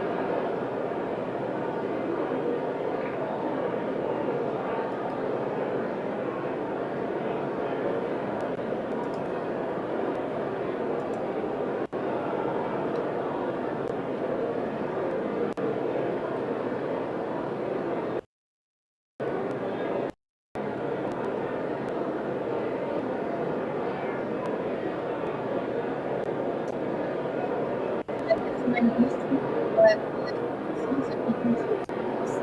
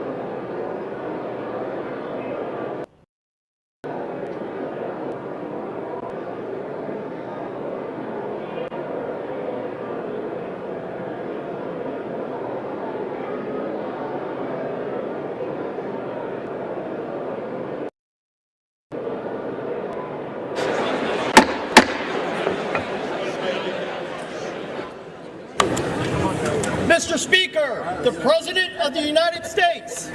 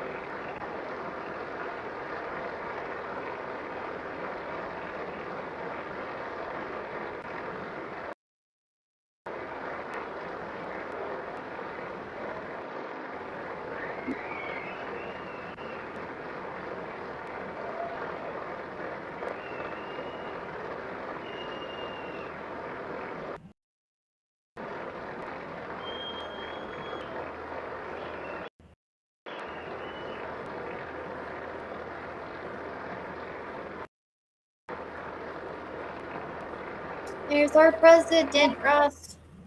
Everybody.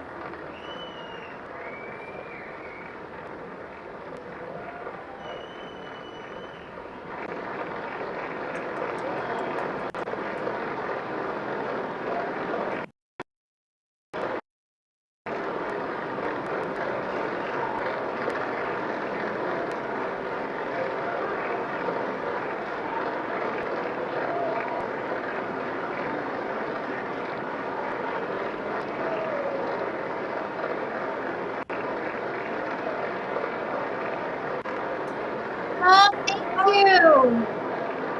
Thank you for the hearts. And thank you for the like.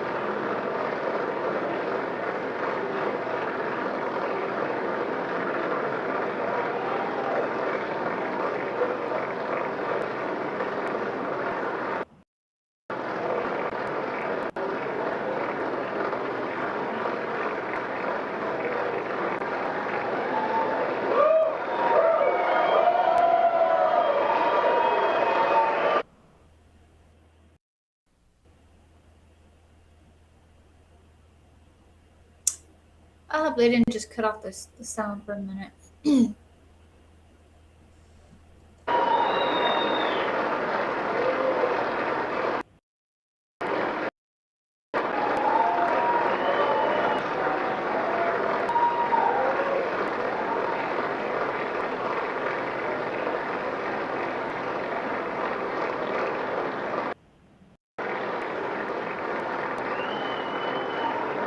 Everybody's excited to see the president.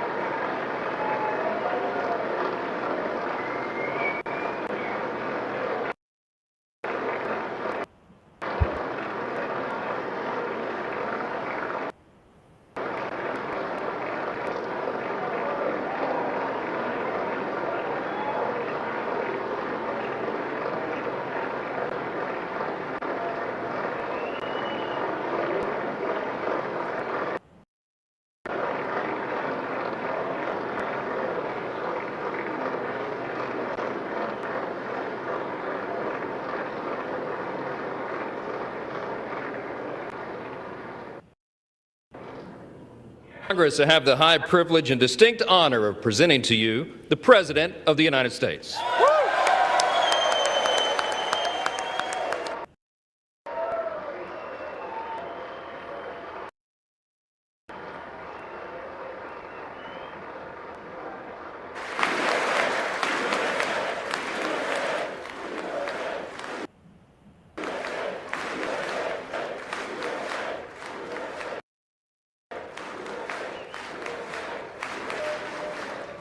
Well, thank you very much, everybody. It's really an honor.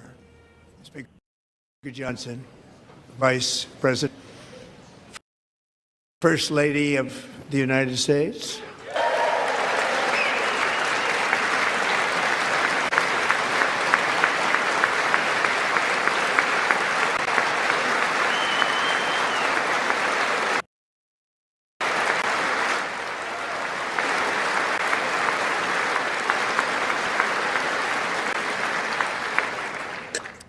Second Lady of the United States.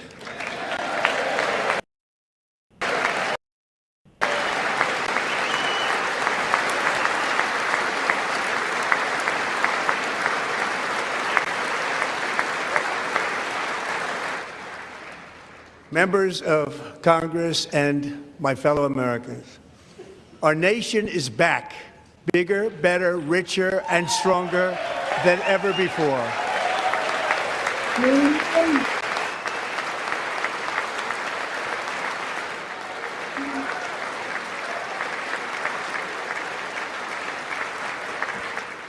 Less than 5 months from now, our country will celebrate an epic milestone in American history, the 250th anniversary of our glorious independence. This July 4th, we will mark 2.5 centuries of liberty and triumph, progress and freedom in the most incredible and exceptional nation ever to exist on the face of the earth. And you've seen nothing yet. We're going to do better and better and better. This is the golden age of America.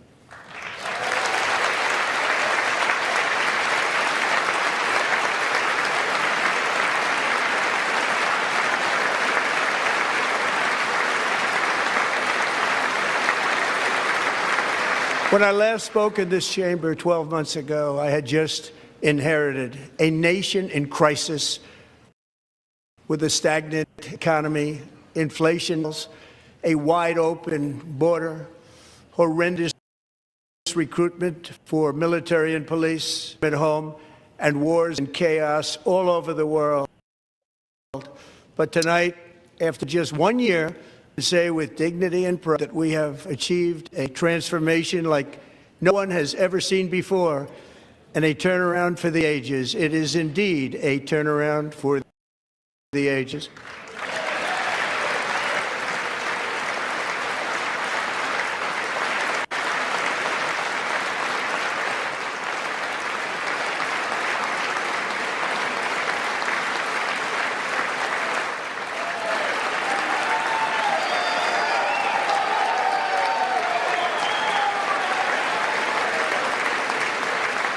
And we will never go back to where we were just a very short time ago. We're not going back. Today, our border is secure.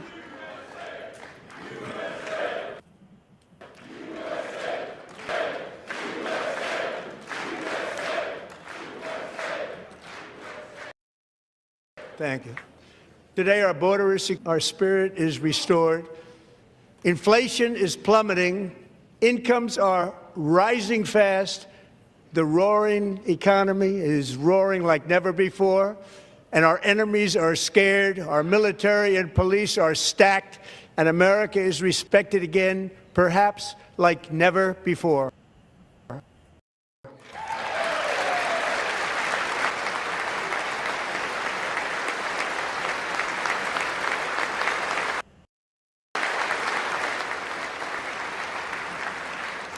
After 4 years in which millions and millions of illegal aliens poured across our borders, totally unvetted and unchecked, we're the longest and most secure border in American history by far.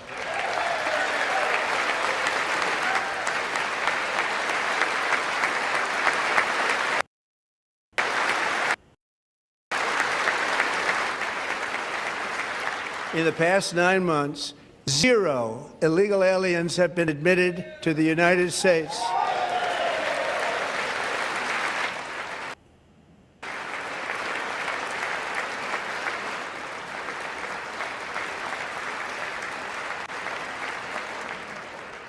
But we will always allow people to come in legally, people that will love our country and will work hard to maintain our country.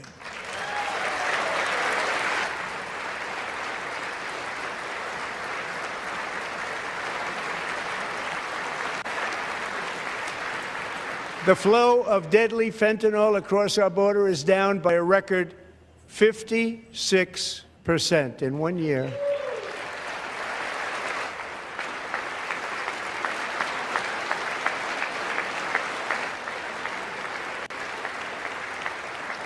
And last year, the murder rate saw its single largest decline in recorded history. This is the biggest decline, think of it, in recorded history, the lowest number in over 125 years, year 1900. In fact, substantially before my wonderful father, I had a wonderful father, Fred, before he was born, substantially before he was born. That's a long time ago. He wouldn't like me to. It's a long time ago. The Biden administration and its allies in Congress gave us the worst inflation in the history of our country. But in 12 months, my administration has driven core inflation down to the lowest level in more than 5 years. And in the last 3 months of 2025, it was down to 1.7%.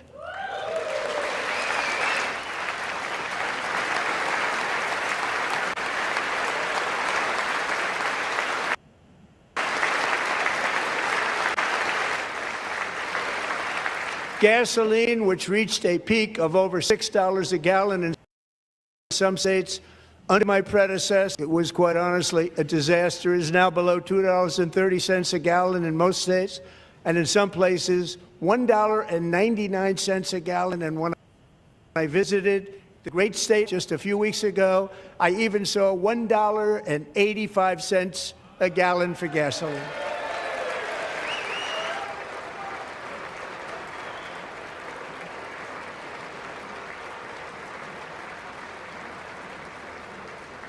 Mortgage rates are the lowest in 4 years and falling fast, and the annual cost of a typical new mortgage is down almost $5,000 just since I took office. 1 year.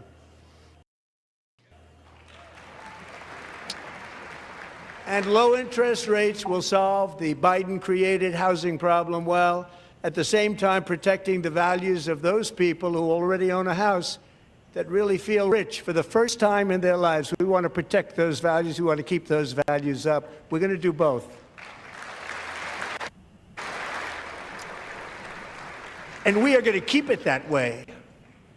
The stock market has set 53 all-time record highs since the election. Think of that. 1 year.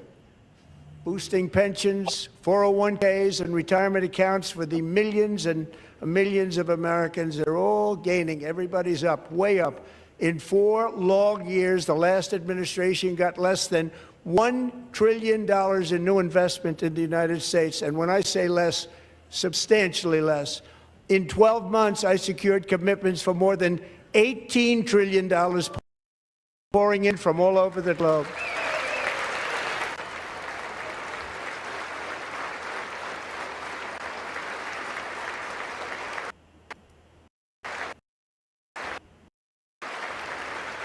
Think of it versus much more than $18 trillion for 1 year. What a difference a president makes. A short time ago, we were a dead country. Now we are the hottest country anywhere in the world, the hottest.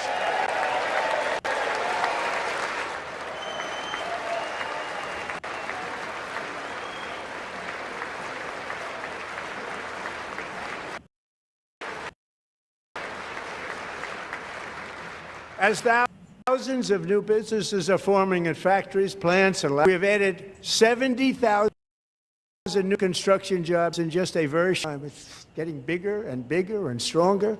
Nobody can believe what they're watching.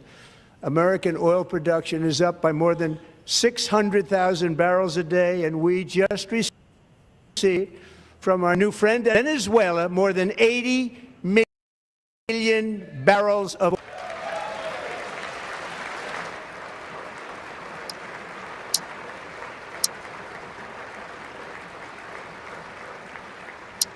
American natural gas production is at an all-time high because I kept my promise to drill, baby, drill.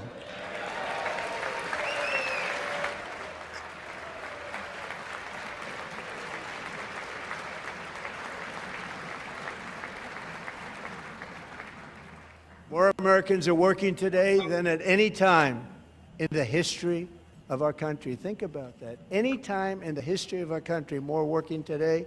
And 100% of all jobs created under my have been in the private sector.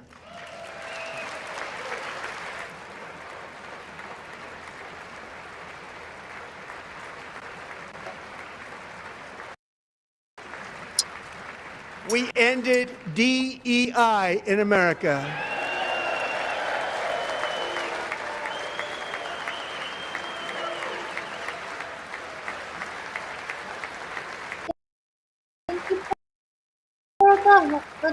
We cut a record number of regulations, and in 1 year have lifted 2.4 million Americans, a record, off of food stamps.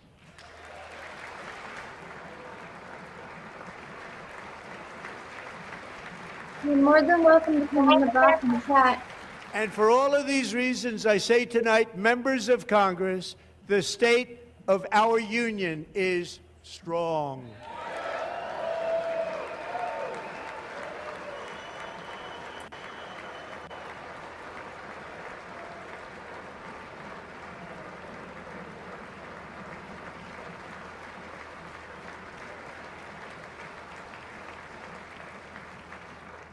Our country is winning again. In fact, we're winning so much that we really don't know what to do about it. People are asking me, please, Mr. President, we're winning too much. We can't take it anymore. We're not used to winning in our country. Until you came along, we're just always losing, but now we're winning too much. And I say, no, no, no. You're going to win again. You're going to win big, bigger than ever. And to prove that point, here with us, a group of winners who just made the entire nation proud. The men's gold medal Olympic hockey team. Come on in.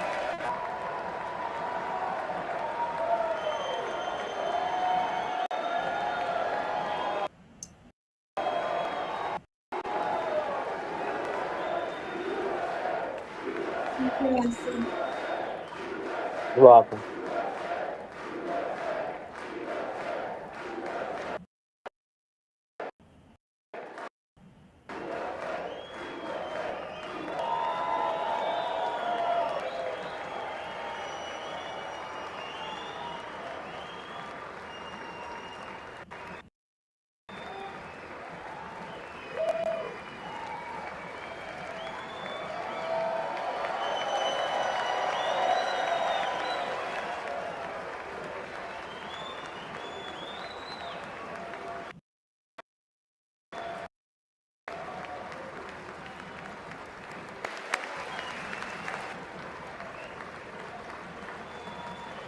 Thank you for Go the ahead. subscribe.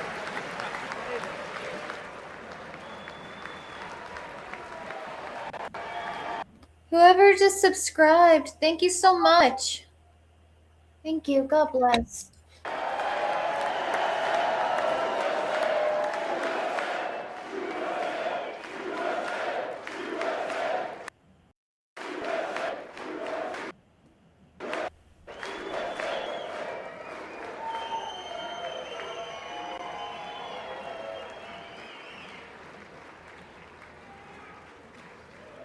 That's the first time I've ever seen them get up. And actually, not all of them did get up. But they beat a fantastic Canadian team in overtime, as everybody saw, as did the American women who will soon be coming to the White House.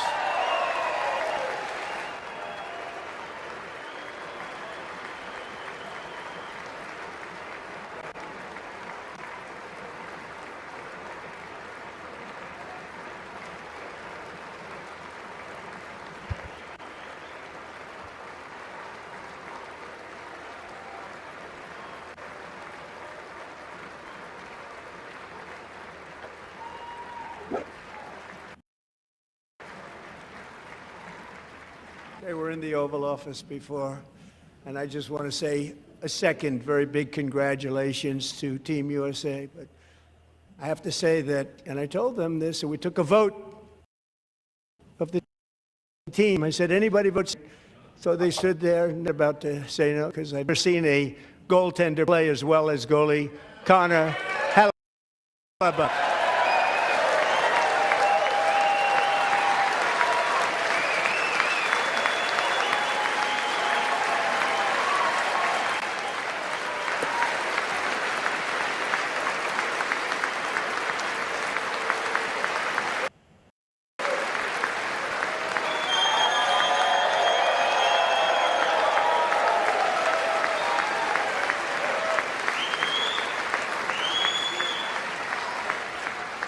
Think of it, 46 shots on goal, and I asked him, the one shot, the one where you put your stick in the back and it hit the neck of your stick and bounced off. Do you practice that, or was that a little lucky? He refused to answer that question. But I just want to tell you that the members of the hockey squad will be very happy to hear, based on their vote and my vote, and in this case my vote was more important, that I will soon be presenting Connor with our highest civilian honor, which we will be given, has been given to many athletes over the years. But when I say many, not too many, like it's called the highest civilian honor in our country, the Presidential Medal of Freedom.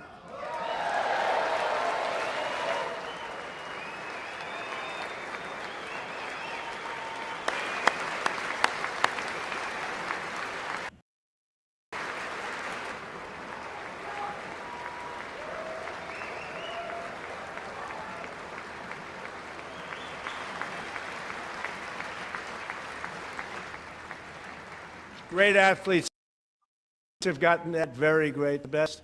Thought he deserved it. And I did take a vote, every single one of them. I said, I'm not giving it if anybody goes no. And every single one of them rapidly put up their hand. So I want to thank you. What a special job you did. What special champions you are. Thank you very much.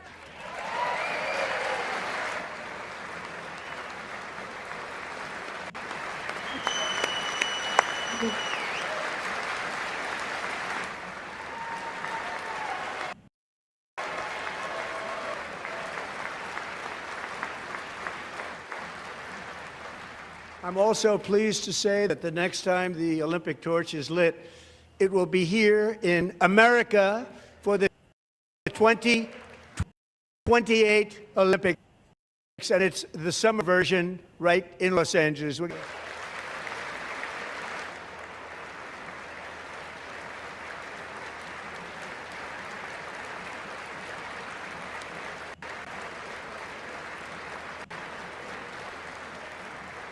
And Los Angeles is going to be safe. Washington, D.C. is now one of the safest cities in the country.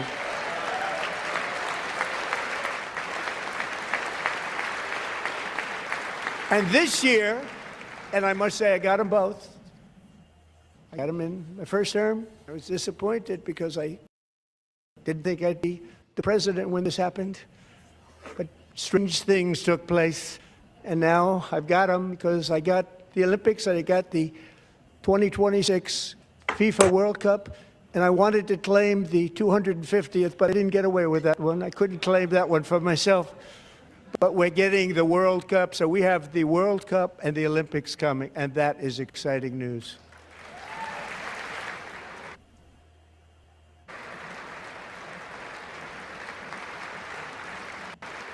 So this will be a year to celebrate our country and the heroes who have kept it free. Men like Buddy Taggart. At age 17, Buddy volunteered America in World War II, serving in the Pacific under the great General Douglas MacArthur. He fought bravely in the famous Battle of Manila, worked so hard. He was badly wounded and almost killed guns in Luzon. And 81 years ago this month, he liberated the largest internment camp, it's one of the largest anywhere in the world. But he earned many honors in heart and a Bronze Star, came home, started a family, and tonight he is in the gallery looking forward to July 4th, 2026, his 100th birthday.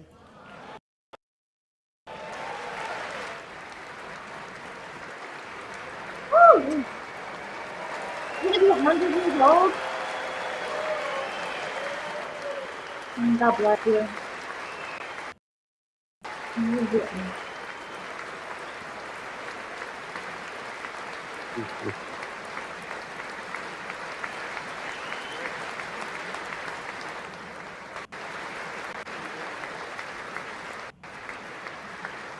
Always say glory to Jesus. So, buddy, you're a brave man, and we salute you.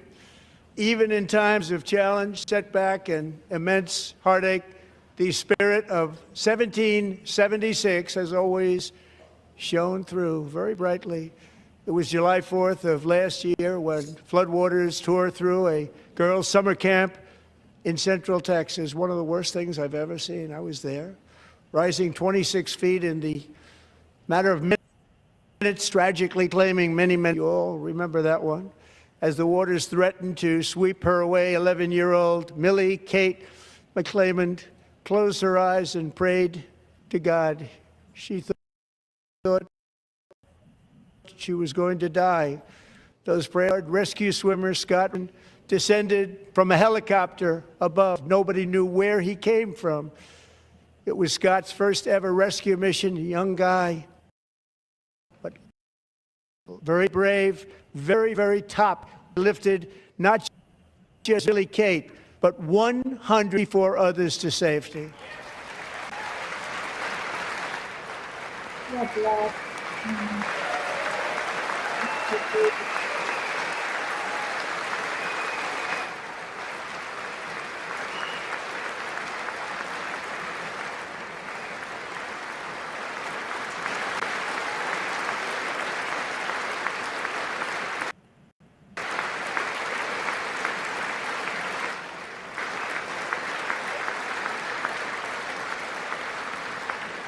People watched Scott from a distance, and they couldn't believe what they were seeing. The winds were blowing, the rain was pouring, everything was going, and that rapid water, nobody's ever seen anything like it. They said, wow, that's something.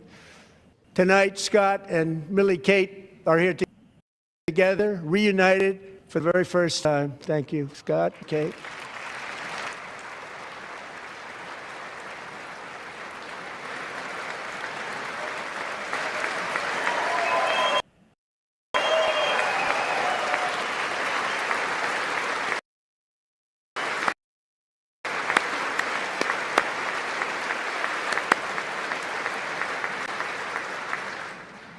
And Petty Officer Ruskin, I'm pleased to inform you that I am now awarding you the lead merit for extraordinary heroism, which is what it was, extraordinary heroism. Thank you.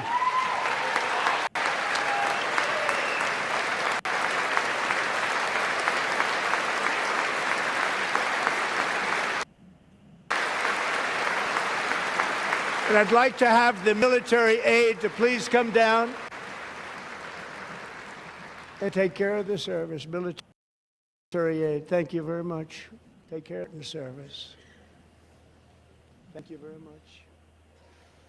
From 1776 to today, every generation of Americans has stepped forward to defend life, liberty, and the pursuit of happiness. And they're really doing it for the next generation. But now it's our turn. Together we're building a nation where every child has the chance to reach higher and go further. Where government answers not the powerful, and interests of hardworking American citizens are always our first and ultimate concern. That is the debt we owe to the heroes who came before us, and that is the promise we must keep for our 250th year. Last year, I urged this Congress to begin the mission by passing the largest tax cuts in American history, and our Republican majorities delivered. So thank you, Republicans.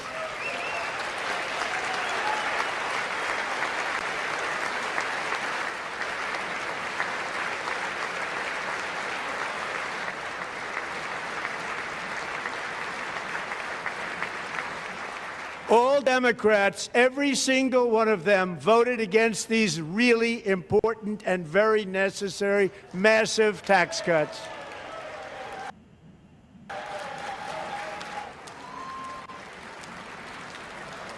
They wanted large-scale tax increases to hurt the people instead.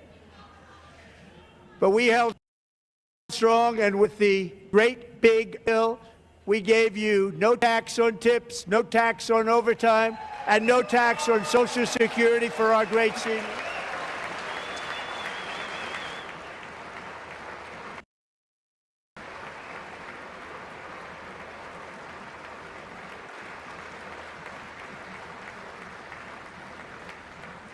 And we also made interest on auto loans tax deductible the first time, but only if the car is made in America.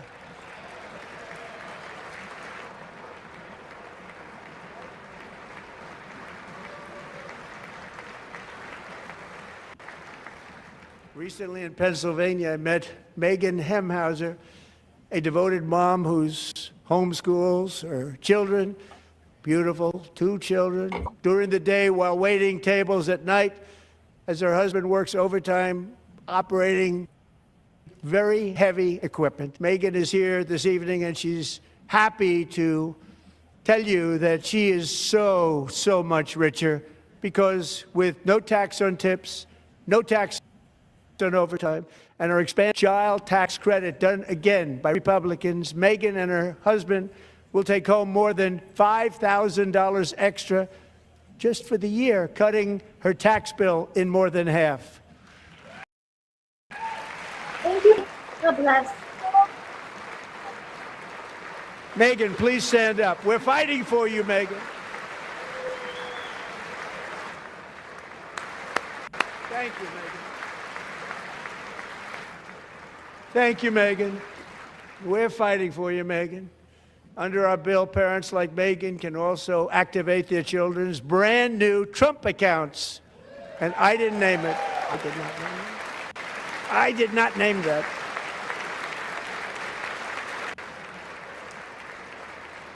Nobody believes me, but I did not name it. It was named by a very tall man sitting right there in the 3rd row. Nice man, a good man. Tax-free for every American. This is something that's so special and has taken off and gone through the roof.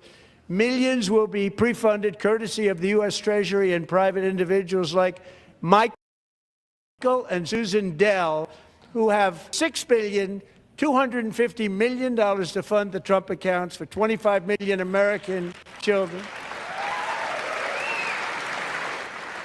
They're great people.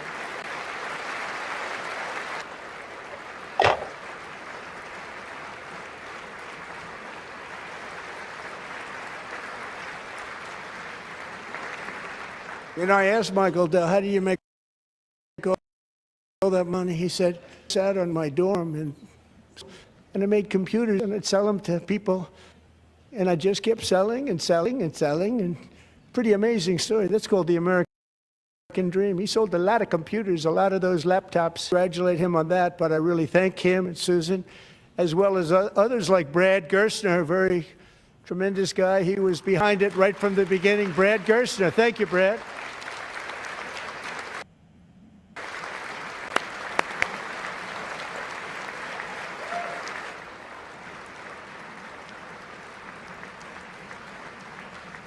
So with modest additional contributions, these young people's accounts could grow to over $100,000 or more by the time they turn 18. Think of it. How much money is that for somebody that started with nothing?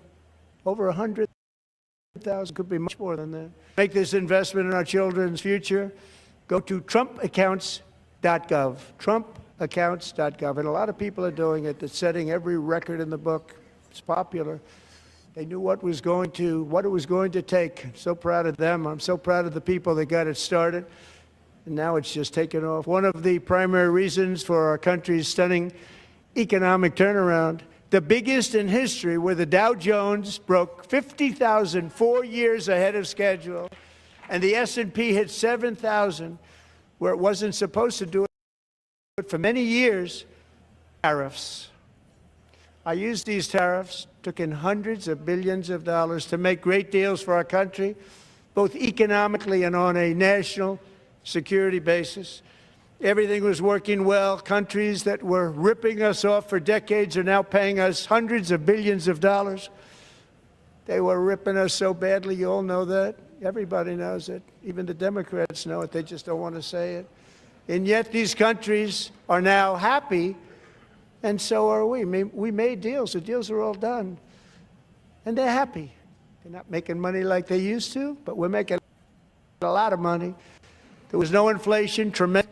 And the big story was how Donald Trump called the economy correctly, and 22 Nobel Prize winners in economics didn't. They got it totally wrong. They got it really wrong. And then just for an unfortunate ruling from the United States Supreme Court, it just came down. It came down. Very unfortunate ruling. But the good news is that almost all countries and corporations want to keep the deal that they already made, right, Scott? Knowing that the legal power that I, as president, have to make a new deal could be far worse for them, and therefore they will continue to work along the same successful path that we had negotiated before the Supreme Court's unfortunate involvement. So despite the disappointing ruling, these powerful country-saving, it's saving our country, the kind of money we're taking in, peace-protecting. Many of the wars I settled was because of the threat of tariffs. I wouldn't have been able to settle them without. Will remain in place under fully approved and tested alternative legal settings. And they have been tested for a long time. They're a little more complex, but they're actually probably better, leading to a solution that will be stronger than congressional action will not be necessary. It's already time-tested and approved. And as time goes by, I believe the tariffs paid for by foreign countries will, like in the past, replace the modern-day system of income tax, taking a great financial burden off the people that I love.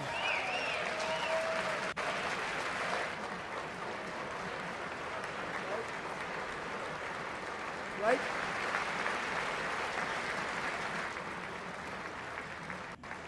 Moving forward, factories, jobs, investment, and trillions of dollars will continue pouring into the United States of America because we finally have a president who puts America first. I put America first.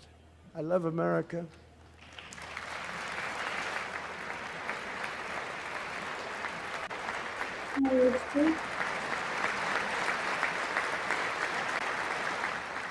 For decades before I came along, we had the exact opposite. From trade to healthcare, from energy to immigration, everything was stolen and rigged in order to drain the wealth out of the productive, hardworking people who make our country run.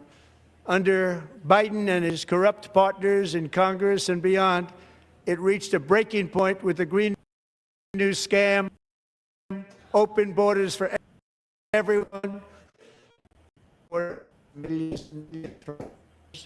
from 11,888 murders they came into our country. You allowed that to happen. And record-setting inflation that cost the typical family $34,000 in just time.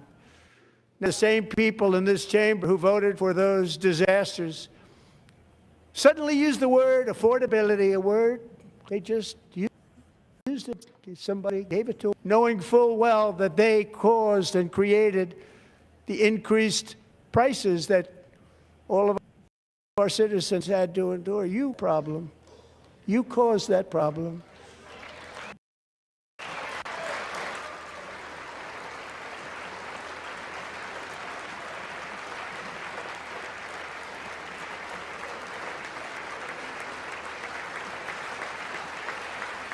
They knew their statements were a lie. They knew it. They knew their statements were a dirty, rotten lie.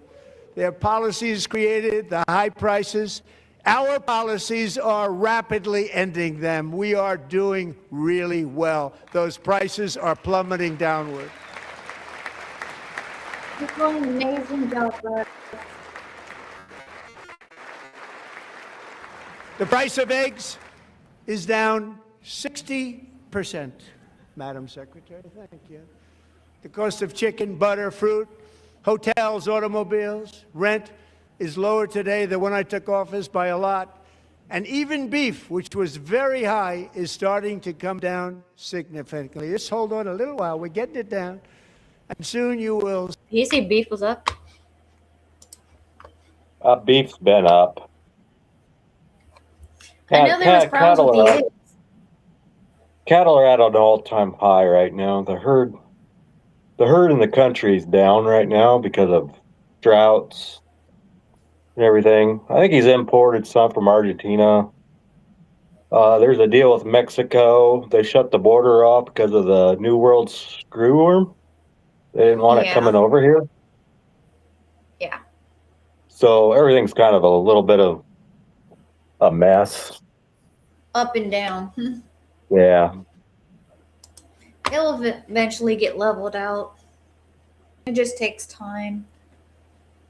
When you fix one thing, everything goes up, and then you fix that, then that one finally goes down, and just back and forth.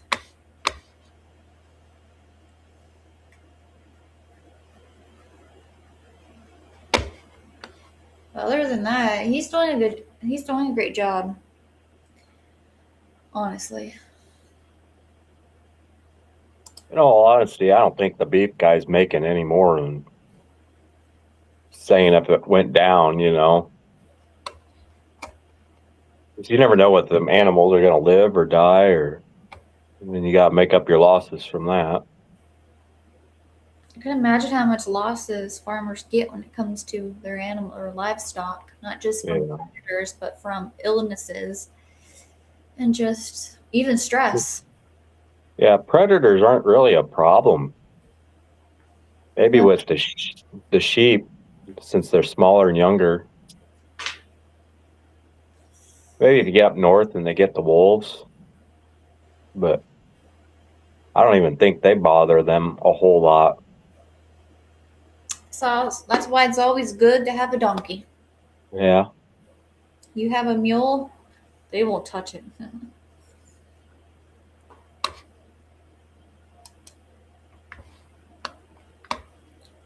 It's good that things are finally coming down, but yeah, there's other things that are sky now.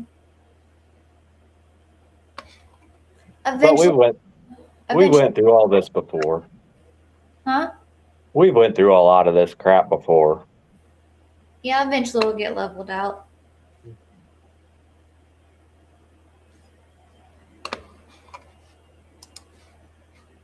See numbers that few people would think were possible to achieve just a short time ago.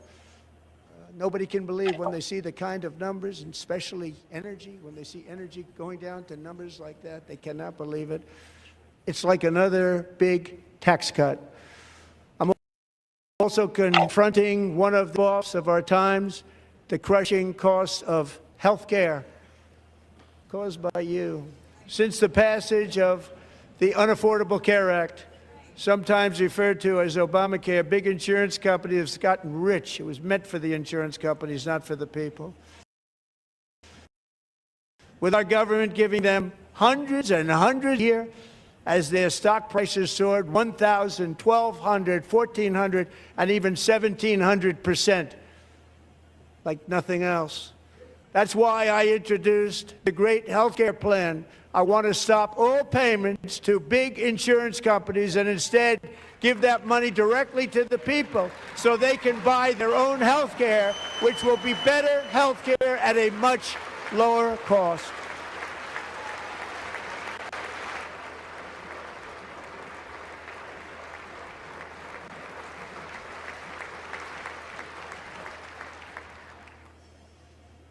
In addition, my plan requires maximum price transparency. That's a big deal.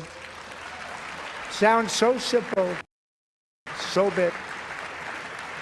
And I did that in my first term, and the Democrats immediately terminated it with full knowledge that they were doing a very bad thing for the people. Costs were going to go way up, and that's what happened, and now I'm bringing them way down on health care and everything else.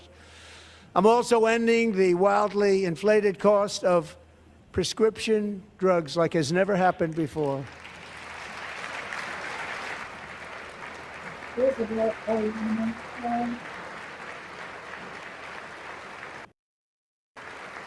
Other presidents do it, but they never tried. Most didn't try, actually. But they tried. They said they tried. They couldn't do it. They didn't even come close. They were all talk and no action, but I got it done under my just enacted most favored nation agreements. Americans paid by far the highest prices of any nation anywhere in the world for prescription drugs will now pay the lowest price anywhere in the world for drugs. Anywhere, the lowest price.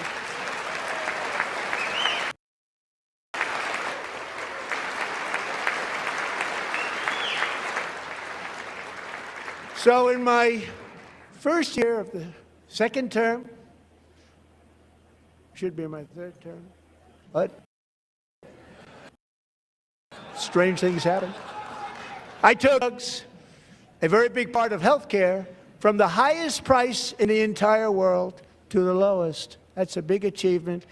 The result is price differences of 300, 500, 600% and more, all available right now at a new website called TrumpRx.gov. And I didn't name that one either, by the way.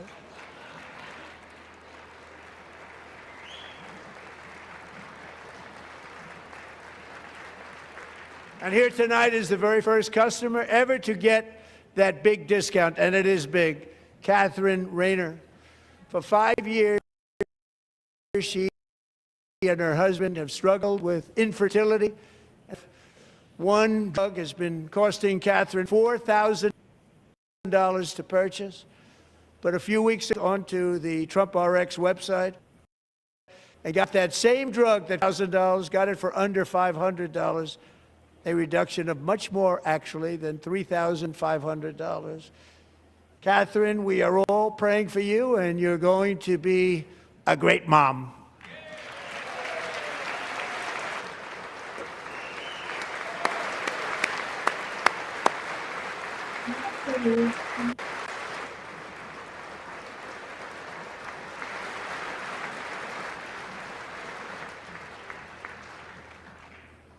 So now I'm calling on Congress to codify my most favored nation program into law. Now, the one thing, I'm not sure it matters because it's going to be very hard for somebody that comes along after me. Let's raise drug prices by 700 or 800%.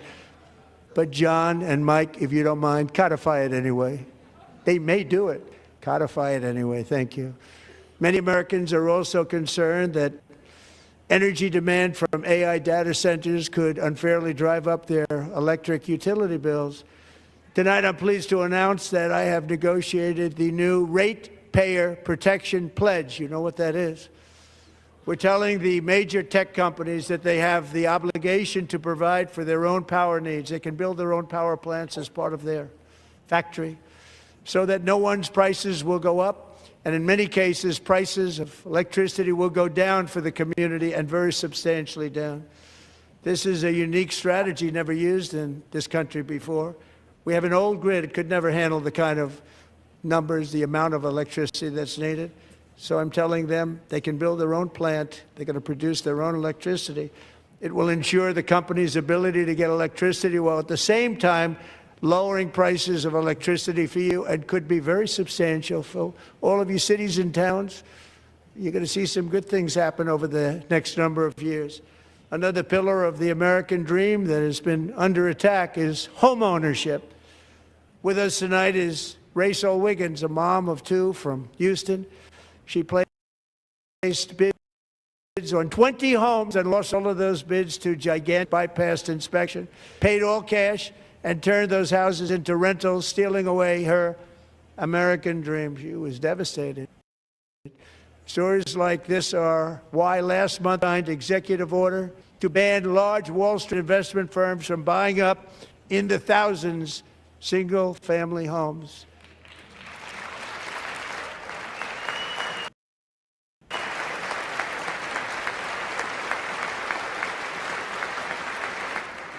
And now I'm asking Congress to make that ban permanent, because homes for people, really, that's what we want. We want homes for people, not for corporations. Corporations are doing just fine. Rachel, thank you very much. Good luck with your home. You'll get one soon.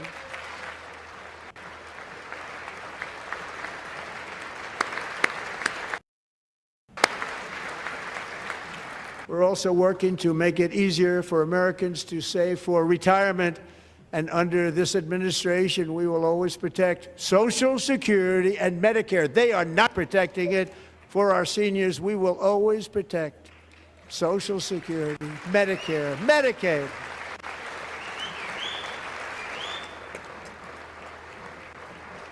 Since I took office, the typical 401k balance is up by at least $30,000. It's a lot of money. We have millions and millions of people, because the stock market has done so well, setting all those records. Your 401ks are way up. Yet half of all of working Americans still do not have a retirement plan with matching contributions from an employer. To remedy this gross disparity, I'm announcing that next year my administration will give these often forgotten American workers, great people, the people that built our country, access to the type of retirement plan offered to every federal worker. We will match your contribution with up to $1,000 each year. We ensure that all Americans can profit from a rising stock market. Let's also ensure that members of Congress cannot corruptly profit from using insider information.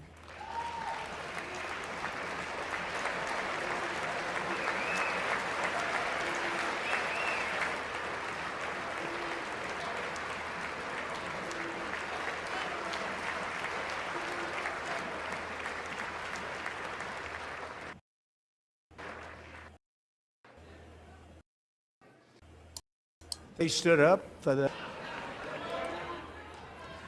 But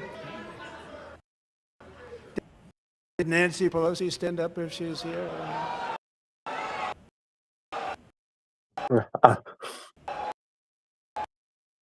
Doubt it.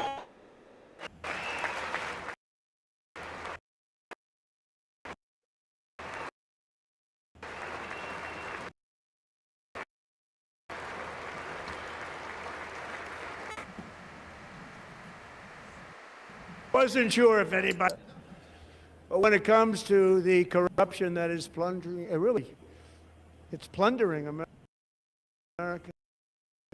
There's been no more stunning example than Minnesota. The Somali community have pillaged $19 billion from the American taxpayer. Oh, we have all the info. And in actuality, the numbers are than that. And California, Massachusetts, Maine, and many other states are even worse. is the kind of corruption that shreds the people working on it like you wouldn't believe. So tonight, although event.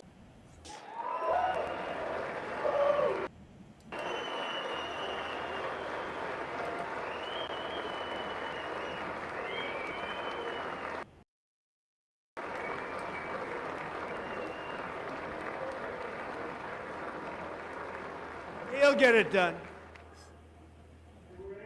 Find enough of that fraud, we will actually have a balanced budget overnight. It'll go very quickly. That's the kind of money you're talking about. We'll balance our budget. The Somali pirates who ransacked Minnesota remind us that large parts of the world and lawlessness the exception. Importing these cultures through unrestricted immigration and open borders brings those problems right here to the USA. And it is the American people who pay the price in higher medical bills, car insurance rates, rent, taxes, and perhaps most importantly, crime. We will take care of this problem. We're going to take care of this problem. We are not playing games. Delilah.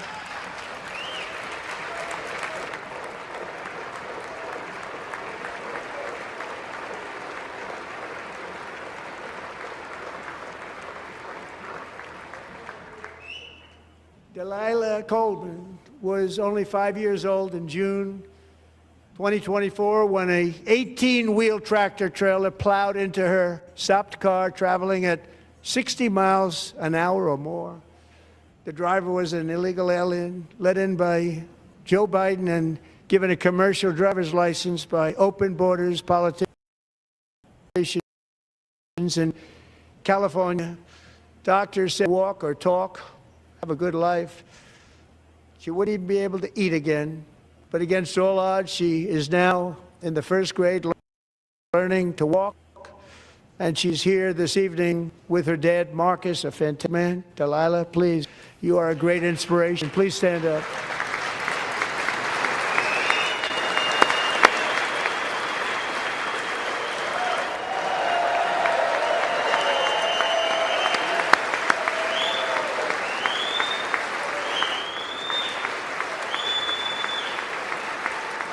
Amen.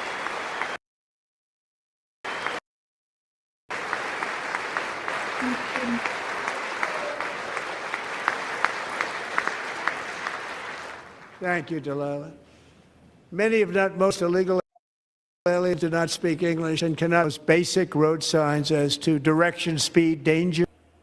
See, with her, Ross, when it comes to God, anything's possible. When you put your trust in Him.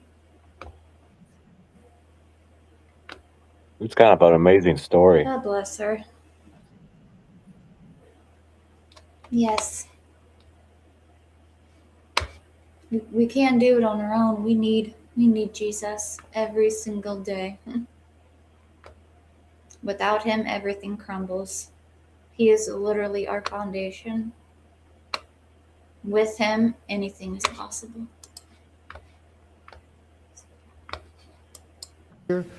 Or location. That's why tonight I'm calling on Congress to pass what we will call the Delilah Law, barring any state from granting commercial driver's licenses to illegal aliens.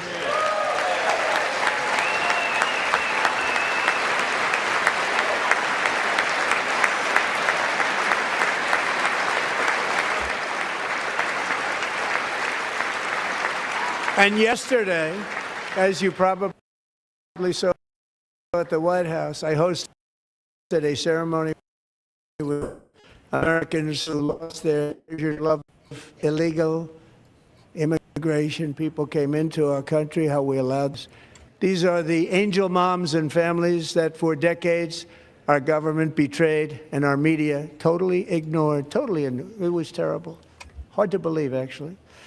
In 2023, a 16-year-old high school cheerleader named Elizabeth Medina was supposed to perform in her town's Christmas parade, but she never arrived. Her mother, Jacqueline, went home to look for her, and she found her lying dead in a bathtub after being stabbed 25 times.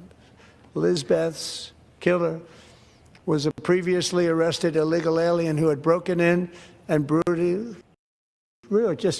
extinguished this light in her family's life, violently and viciously. Her heartbroken mother is in the gallery to remind everyone in this chamber exactly why we are deporting illegal alien criminals to our country at record numbers, and we're getting out of here fast. We don't want them.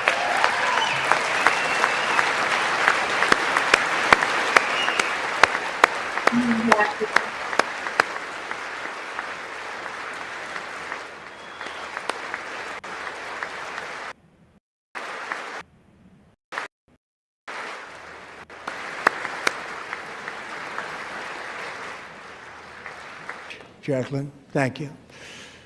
We can never forget that many in this room not only allowed the border invasion to happen before I got involved, but indeed they would do it all over again if they ever had the chance. If they ever got elected, they would open up those borders to some of the worst criminals anywhere in the world. The only thing standing between Americans and a wide open border right now is President Donald J. Trump and our great Republican patriots in Congress. Thank you. Thank you.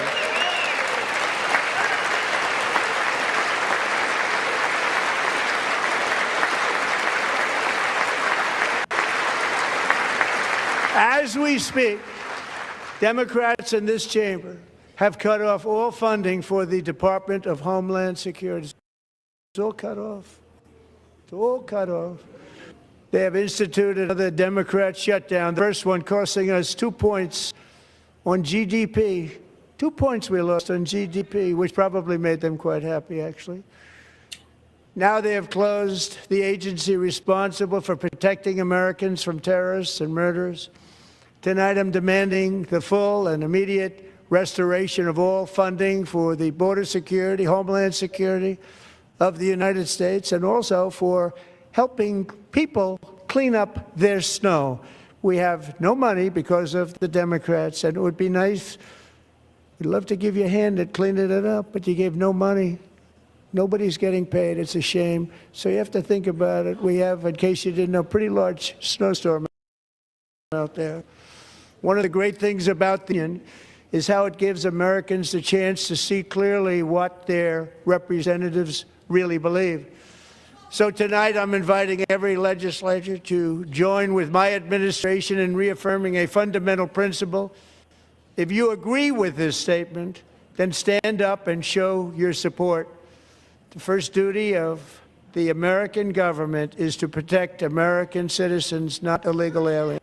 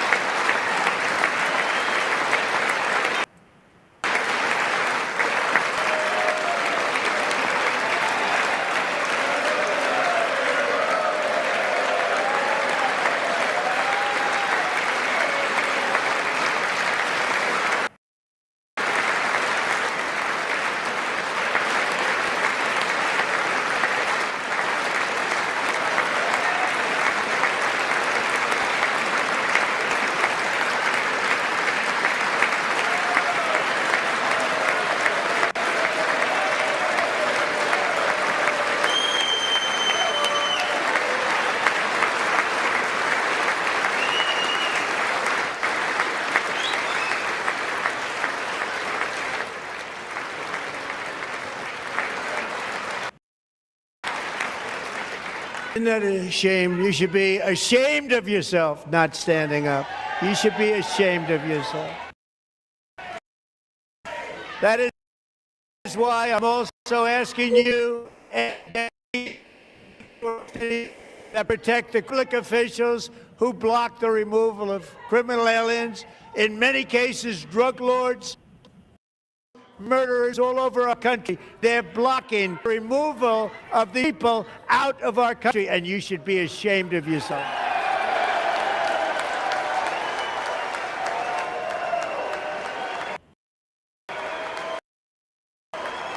We get Trump.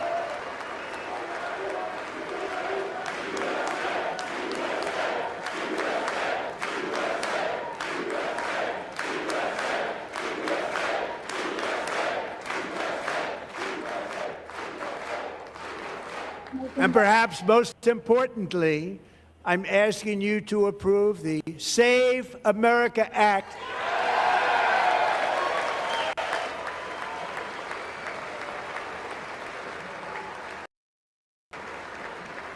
Stop illegal aliens and others who are unpermitted persons from voting in our sacred American elections. The cheating is rampant in our elections. It's rampant.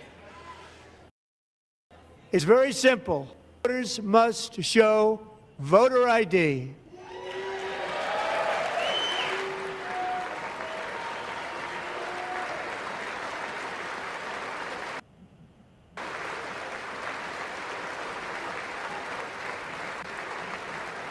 All voters must show proof of citizenship in order to vote.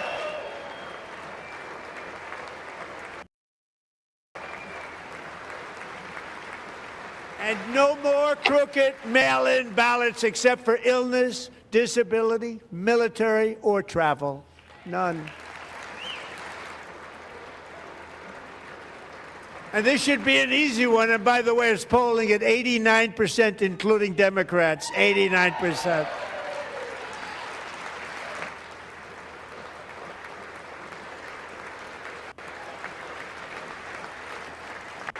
And even the new communist mayor of New York City, I think he's a nice guy, actually. Speak to him a lot. Bad policy, but nice guy. People to shovel snow. They got hit hard. Wants them to shovel snow, but if you apply for that job, you need to show 2 original forms of ID and a Social Security card. Yet they don't want identification for this privilege of them all voting in America. No, it's no good. No good. Republicans and Democrats overwhelmingly agree on the policy that we just enunciated. And Congress should unite and enact this common sense, country-saving legislation right now, and it should be before anything else happens.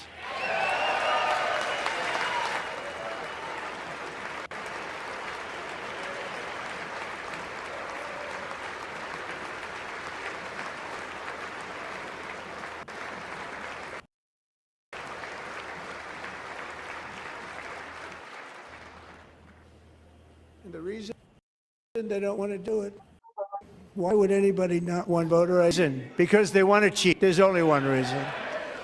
They make up all excuses. They say it's racist. They come up with things you almost say, what imagination they have. They want to cheat. They have cheated. And their policy is so bad that the only way they can get elected is to cheat. And we're going to stop it. We have to stop it, John. Exactly.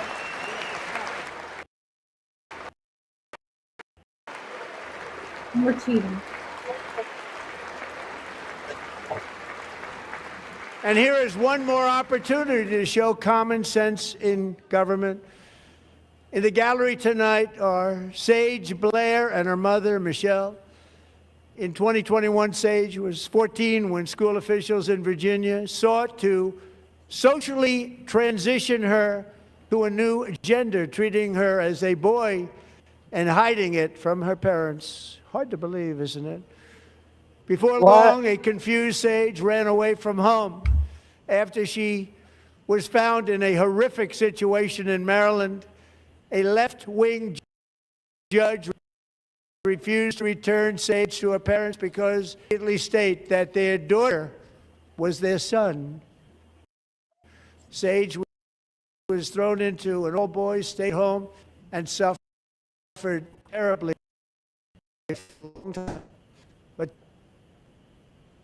it's full ride scholarship to Liberty University. Sage and Michelle, please stand up.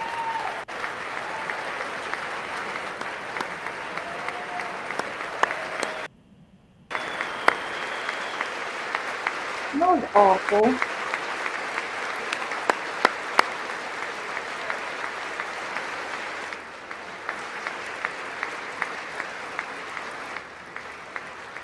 And thank you for your great bravery. And who can believe that we're even speaking about this?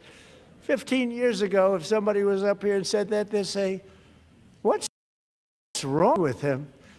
But now we have to say it because it's going on all over without even telling the parents. But surely we can all agree no state can be allowed to rip children from their parents' arms and transition them to a new gender against the parents. We must ban it, and we must ban it immediately. What's your thoughts on that, Ross? I think it's honestly abomination. They have no right to do that. It's not their... Yeah. A child is still growing. Like, why would you want to change their sex? That is the sex that God, gave them. God did not make any mistakes whenever you came out of your mother, a female or a male. This is the enemy. It's work right there. He is corrupting this generation. Yeah. I mean, that's just about like saying you can't say the Pledge of Allegiance or the prayer in schools or whatnot. But that's below the belt, I think. This is why you got to equip to your child with the Word of God. Everybody needs to be equipped because this is getting out of hand. I'd say that is way out of hand. Especially when you're evolving a child without the parents' permission. And no parent should be okay with that anyways. The child was born a female or a male. I mean, you should be proud of that. That's what God assigned them to, Yeah. And you're over here changing their sex. That one. Saying, God, you made a mistake. I want this, you had a girl. I wanted to be a boy. There was no mistake at all. God made him a boy for a reason. God made her a girl for a reason. Stop brainwashing them and being okay with brainwashing. That one made my jaw drop. I'm kind of speechless, really.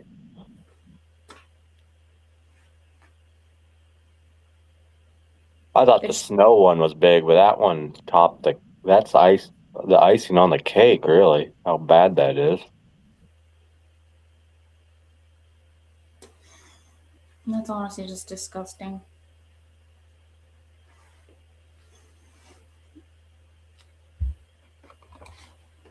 I just feel so bad, that we're this corrupted, that we have to literally change sexes, Like, Father did not make a mistake. He proudly created you as a male or female. And the enemy is just playing with your guys' minds.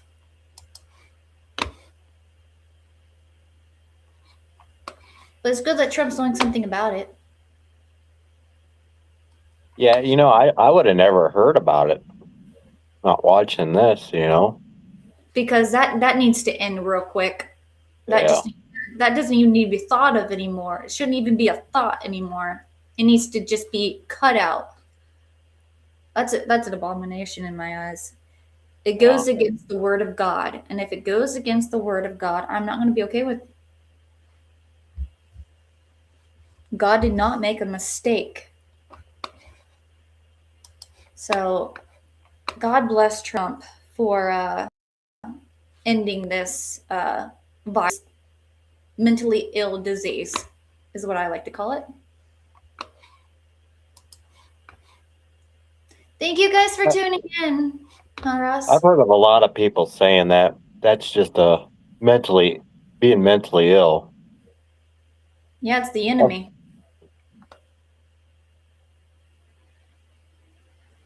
Steal, kill, and destroy. He is the father of lies. He doesn't care about you. He just cares about getting you away from the Creator, your Father in heaven. So he will feed you your mind with lies until you're literally drowning and believing in it. That's why you got to be equipped with the Word of God, the full armor on. So when he comes about and tries to do his little schemes, you know how to defeat him with quoting scripture. Exactly what Jesus did. You quote the scripture. Anybody else have any thoughts? Because honestly, I can't speak for Ross, but he pretty much said that boiled his blood, but that's disgusting.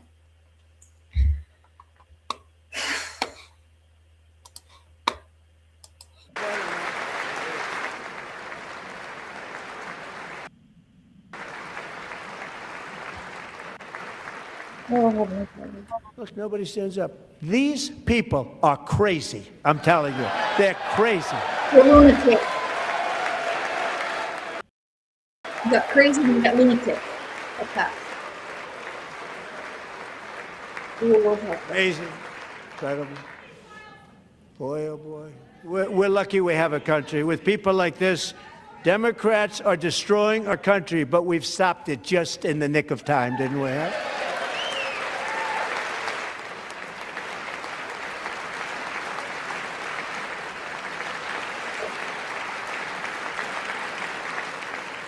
No one cares more about protecting America's youth than our wonderful First Lady. Now a movie star. She's a movie star. Can you believe it? Who would have believed that? Over the past year, she has had an incredible impact championing AI legislation, advancing a landmark executive order on foster care, and helping secure $30 million to launch the Melania Trump Foster Youth to Independence Initiative. It's a tremendous, really a tremendous thing that happened and had a lot of bipartisan support. She gets much better bipartisan support than I do. I get none. She gets a lot. Someday you're going to have to tell me how you did that. And students and educators have joined the First Lady's effortful AI challenge, keeping America's next generation positioned to succeed and strongly succeed in the future. Then I welcome two young people whose lives reflect the First Lady's impact, Sierra Burns and Everest Nevermont. Thank you both, and Melania, thank you. I know how hard you worked on it. Thank you very much.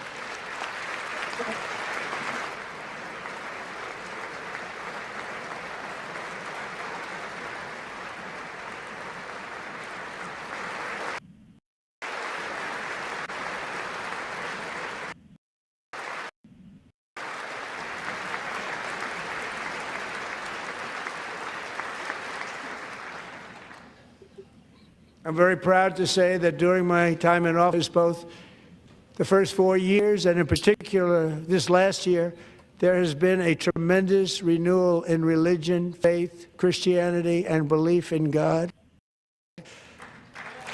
Tremendous.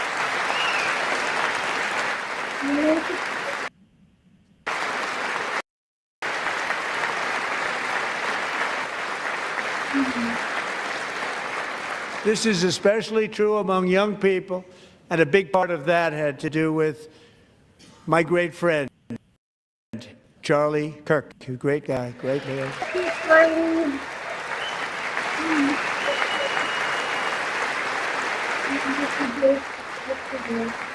So last year, Charlie was violently murdered by an assassin, really martyred for his beliefs. His wonderful wife, Erica, is with us tonight. Erica, please stand.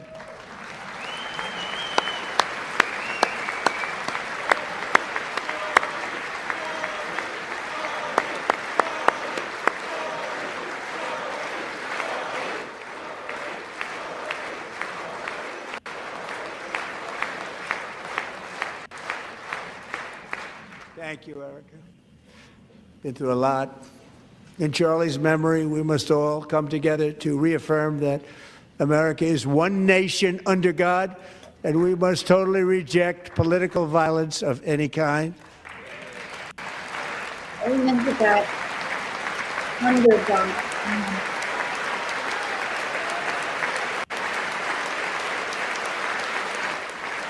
We love religion, and we love bringing it back, and it get levels. Let's get this right, Trump. It's not a religion. It's a relationship, a personal relationship. It's not a religion. It's a relationship. A beautiful relationship. Right, Ross? That's right. It's a beautiful relationship with Christ, and it's a personal one because each and every one of us has their own personal relationship with him. Not everyone's the same. It's your personal relationship with him. Amen to that. That nobody actually thought possible. It's really a beautiful thing to see. Above all, unleashing America's promise requires keeping our communities safe. We have made incredible strides, yet dangerous offenders continue to be released by pro-crime Democrat politicians again and again. We are honored to be joined tonight by a woman who's been through hell, Anya Zaretska.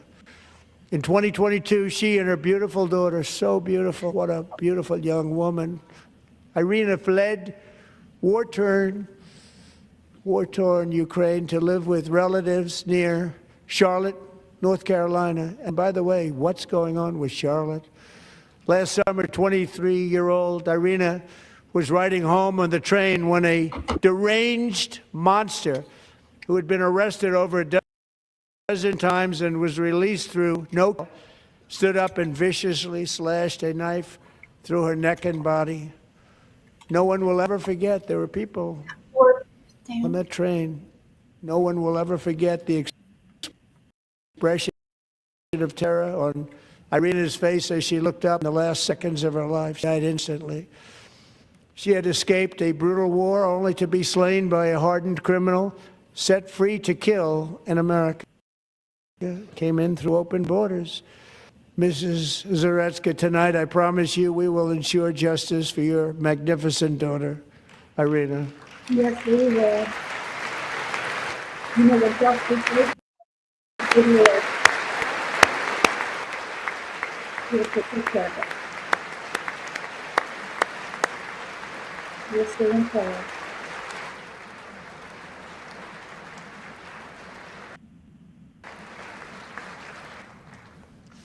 How do you not stand? How do you not stand? I'm asking this Congress to pass tough legislation to ensure that violent and dangerous repeat offenders are put behind bars, and importantly, that they stay there.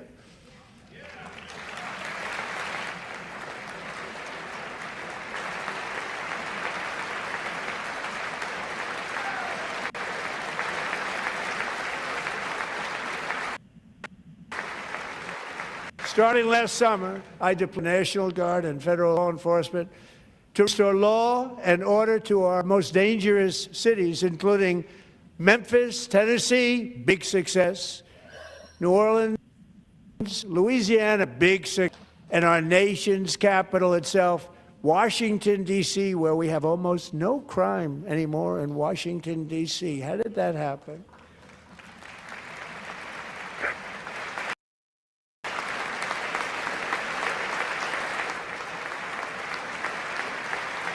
In fact, crime in Washington is now at the lowest level ever recorded, and murders in D.C. this January were down close to 100% from a year ago.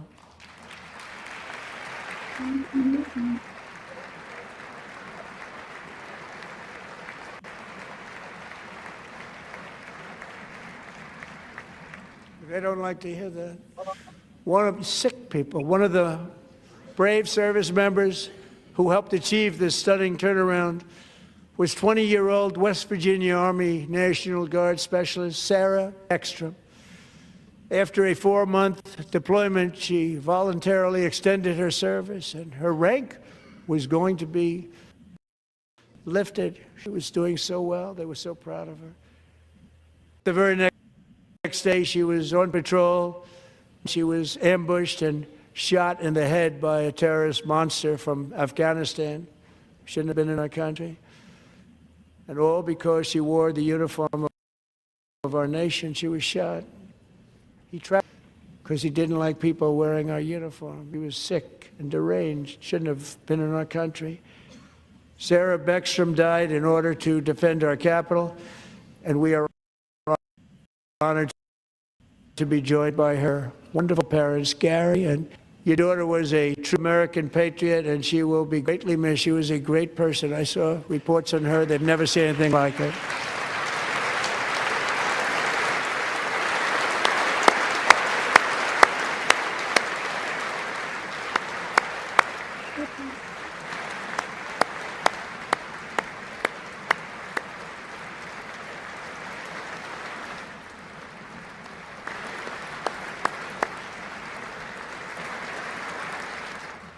So sorry. Thank you very much. She's a great young lady. I saw reports that were like, perfect. She was perfect. Serving alongside Sarah that day was Staff Sergeant Andrew Wolf. The terrorist shot Andrew in the head. No one thought he could possibly get. Two of them, Sarah and Andrew, both shot violently in the head. Neither was expected to make it. They weren't even given a chance, except his wonderful mother, named Melody, who I spoke to the same night, and she was so positive. The doctors thought that Andrew was gone, but his mother said, no, Mr. President, Andrew will be fine. He's going to make it. I've never seen anything like it. I mean, he was given almost no chance. She said, I have no doubt, sir, he's going to be okay. This was a conversation that I had with her that night, with her son laying helplessly in bed, blood all over. Everybody is praying, she said, sir, he will be okay. The doctors didn't understand what she was saying, and after looking at the results of the damage done, neither did I. She was so strong and conclusive that even Andrew's great father felt she didn't really understand the gravity of the situation. She turned out to be right. Melody, she turned out to be right.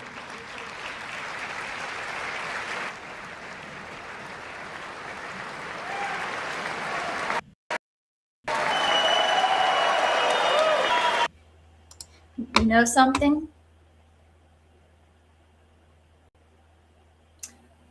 That's the power of prayer. She knew within her soul that he was going to be okay. That is the power of Christ. That is the power of prayer. Always stay in prayer and always trust in God, no matter the circumstances. And he is a good example. And her faith is a good example.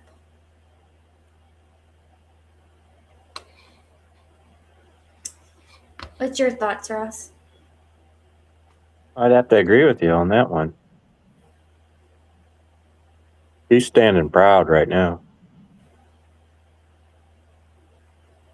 There's some good stories on this. Some good ones and some bad ones. Yeah. That is a good example of having Christ on your side and being equipped in the Word. She didn't doubt it one bit. And that's a beautiful thing. Because of her faith and knowing Christ healed. And we can see it. Yeah. At least I can. Amen to that. That's a beautiful story. It was sad in the beginning.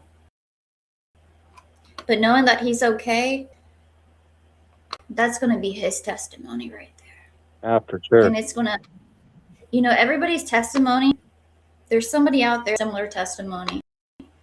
And your testimony could give them enough encouragement to tell their testimony, which could help somebody else out. All of our testimonies could help one another out. one way or another. That's why it's always good to encourage. But amen to the power of Christ. Amen.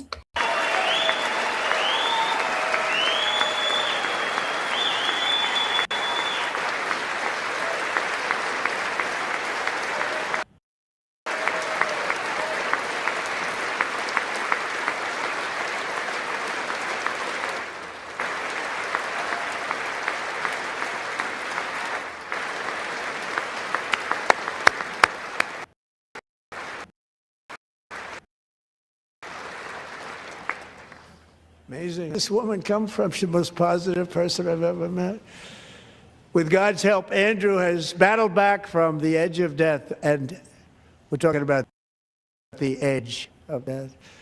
On his way, miraculous recovery. He's got a little work to do, but he's doing great. Nice to see you. He's a good-looking guy. Nice to see you. Thanks, Andrew. Thank you very much.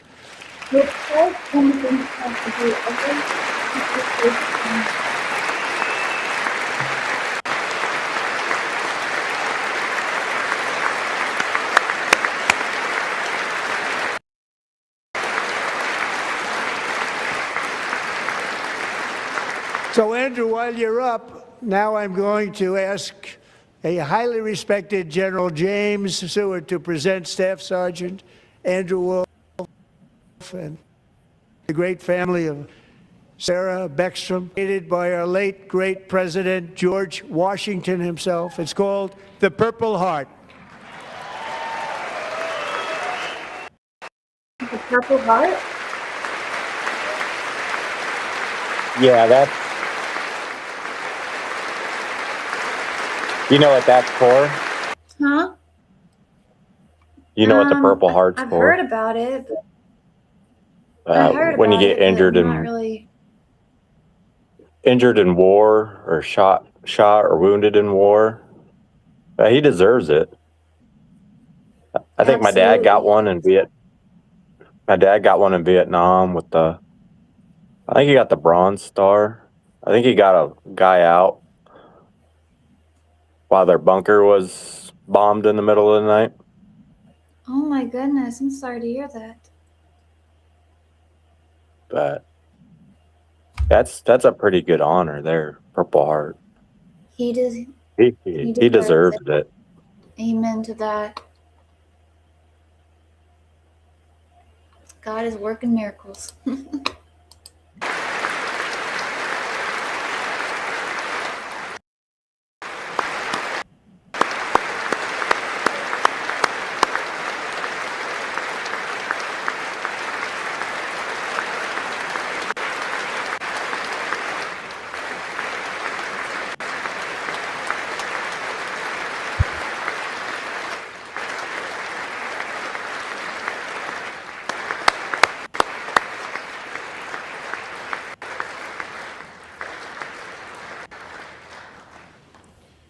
We love you all. Love you. We're proudly restoring safety for Americans at home, and we are also restoring security for Americans abroad. Our country has never been stronger. In my first 10 months, I ended 8 wars, including Cambodia. Isn't it funny? Sick people. Cambodia and Thailand, Pakistan and India. Would have been a nuclear war. 35 million people said if Pakistan would have died if it were not for my involvement. Kosovo and Serbia, Israel and Iran, Egypt and Ethiopia, Armenia and Azerbaijan,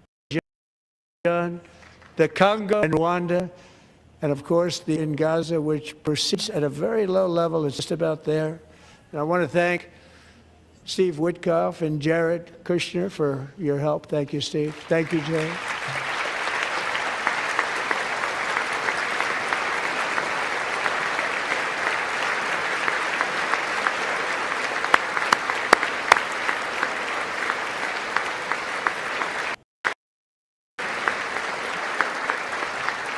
And I also thank the man they report to, Secretary of State Thank you, Marco.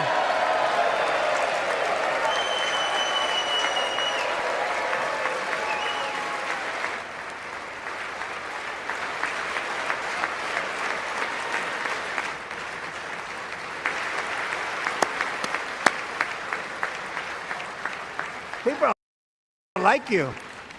You know, Marco got 100% of the when he was in confirmation. I think our next one was about 54%. And some of the Democrats are now saying, I can't believe we approved that guy. And he said it's a deal that way, right, Marco? You have done a great job, great Secretary of State. I think he'll go down as the best ever.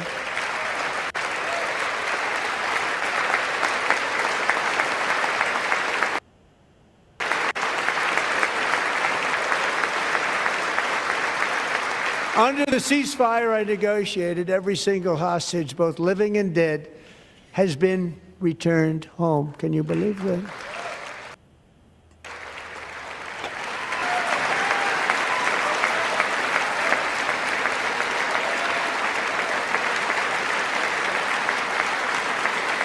Nobody thought it was possible.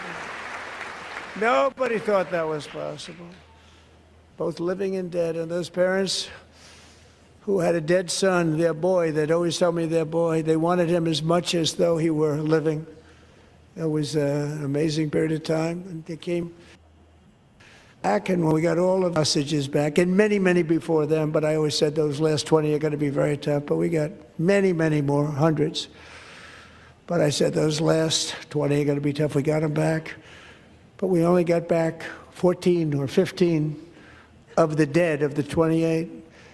And believe it or not, Hamas worked along with Israel, and they dug and they dug and they dug. It's a tough thing to do. Going through these all over, passing up 100 times for each one that they found. Tough job. And they finally got it back to 27. And then Steve and Jared, they got it back to 28. They found all 28. Nobody thought that was. I remember the family of the 28th. They were so grieved, but they were so happy. As happy as it's possible to be. They had their boy back. The mother said, "Sir, we have our boy back." What a period of time that was, but we got them all back. So thank you both very much. Great job.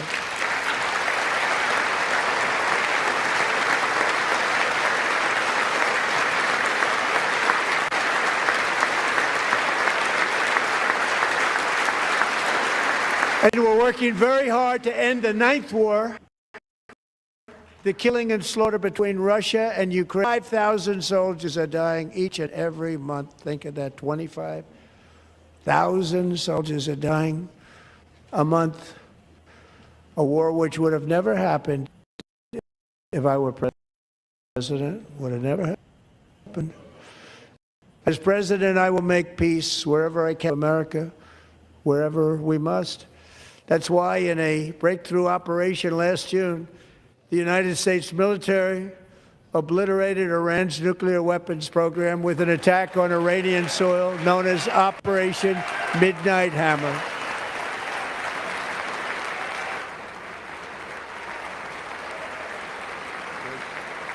Good.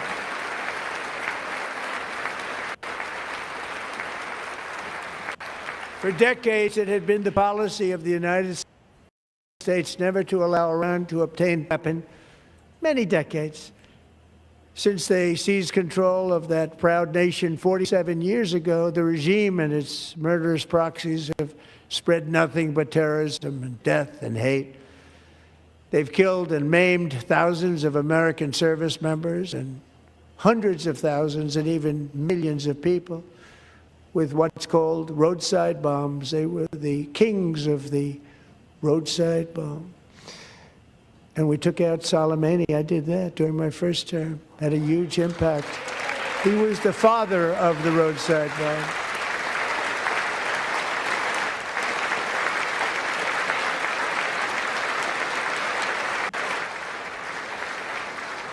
And just over the last couple of months with the protests, they've killed at least, it looks like 30 32,000 protests, 32,000 protesters in their own country. They shot.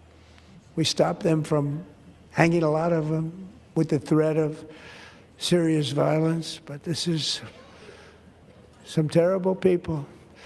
They've already developed missiles that can threaten Europe and our bases overseas, and they're working to build missiles that will soon reach the United States of America. After Midnight Hammer, they were warned to make no future attempts to rebuild their weapons program, and in particular, nuclear weapons. Yet they continue, starting it all over again, and are at this moment again pursuing their sinister ambitions. We are in negotiations with them. They want to make a deal, but we haven't heard those secret words. We will never have a nuclear weapon. My preference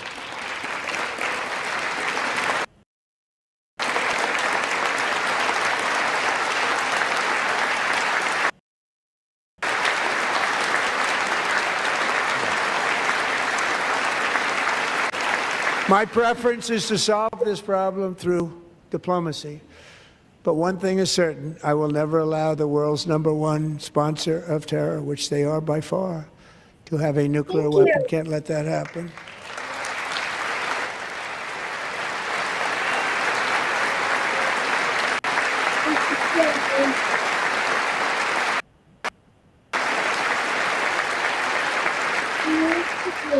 And no nation should ever doubt America's resolve. We have the most powerful military on earth. I rebuilt the military in my first term. We're going to continue to do so. Approved a $1 trillion budget. We have no choice. We have to be strong, because hopefully we will seldom have to use this great power that we built together. It's really called peace through strength, and it's been very, very effective.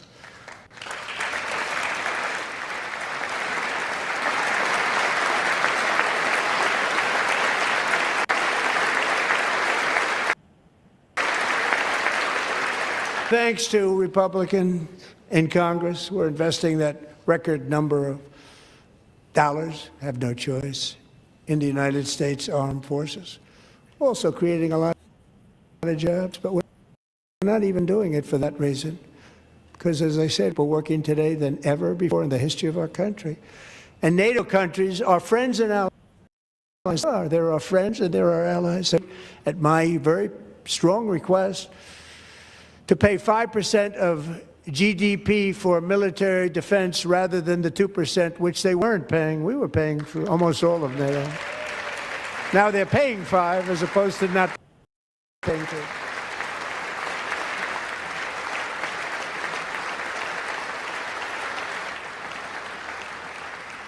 And getting that 5% was something which everyone said would never be done, could not happen. We got it really easily with one meeting.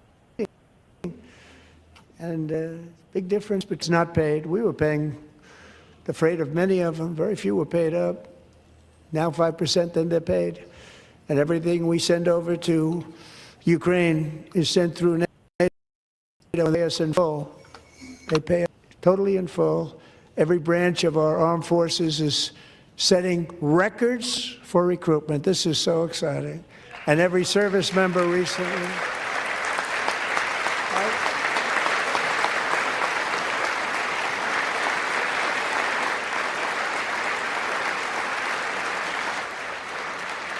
And every service member recently received a warrior dividend of $1,776.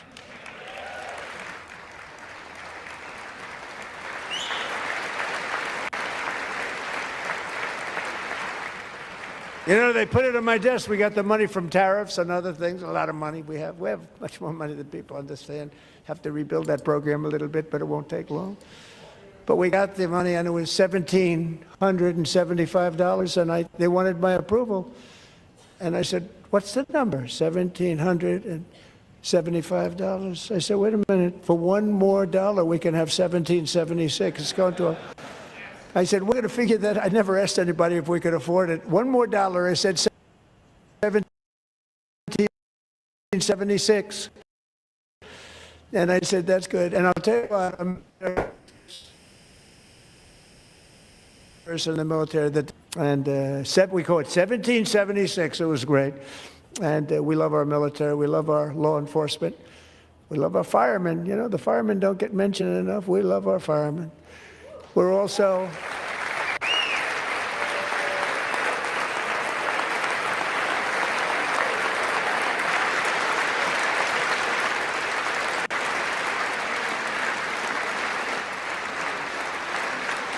We're also restoring American security and dominance in the Western Hemisphere, acting to secure our nation, defend our country from violence, drugs, terrorism, and foreign interference. For years, large swaths of territory in our region, including large parts of Mexico, really large parts of, have been controlled by murderous drug cartels. That's why I designated these cartels as foreign terrorist organizations, and I declared illicit fentanyl as a weapon of mass destruction.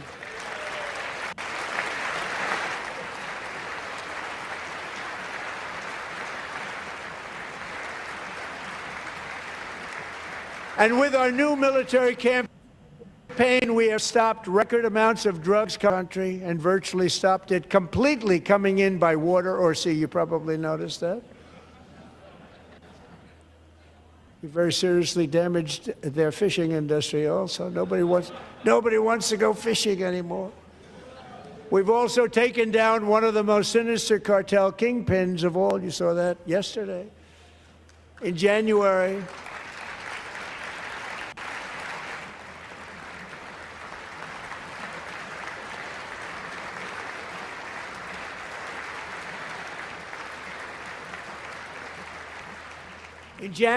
elite American warriors carried out one of the most complex, spectacular feats of military competence, power in world history. No one's seen anything like it. Foreign leaders, I won't tell you who, called me and they said, very impressive, very. They couldn't believe, they all watched. They saw what happened. Fighting force that we had years ago when we fought to tie. You know, it's a great fighting force. I'm so proud of it. Look at Space Force. Space Force is my baby, because we did that. My baby is becoming so important.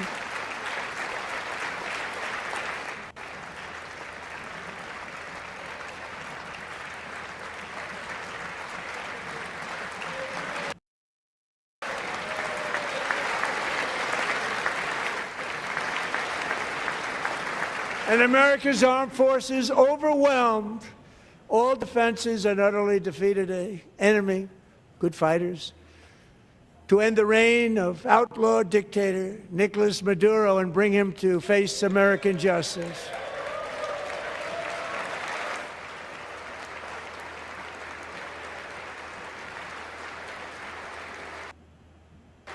And this was an absolutely collapse for the security of the United States, and it also opens up a bright new beginning for the people of Venezuela. We're working closely with the new president of Venezuela, Delcy Rodriguez, to unleash extraordinary economic gains for both of our countries and to bring new hope to those who have suffered so terribly. They really did suffer. With us tonight is Alejandro Gonzalez. She grew up in a tight-knit Venezuelan family and was especially close to her beloved uncle Enrique. But after Enrique ran for office and opposed Maduro, he was kidnapped by Maduro's security forces and thrown into the regime's really infamous prison in Caracas. Alejandro feared she would never see her uncle again. She feared for her own life also. But since the raid, we have worked with the new leadership, and they have ordered the closure of that vile prison and released hundreds already, with more to come. Alejandro, I'm pleased to inform you that not only has your uncle been released, but he is here tonight. We brought him to celebrate his freedom. Enrique.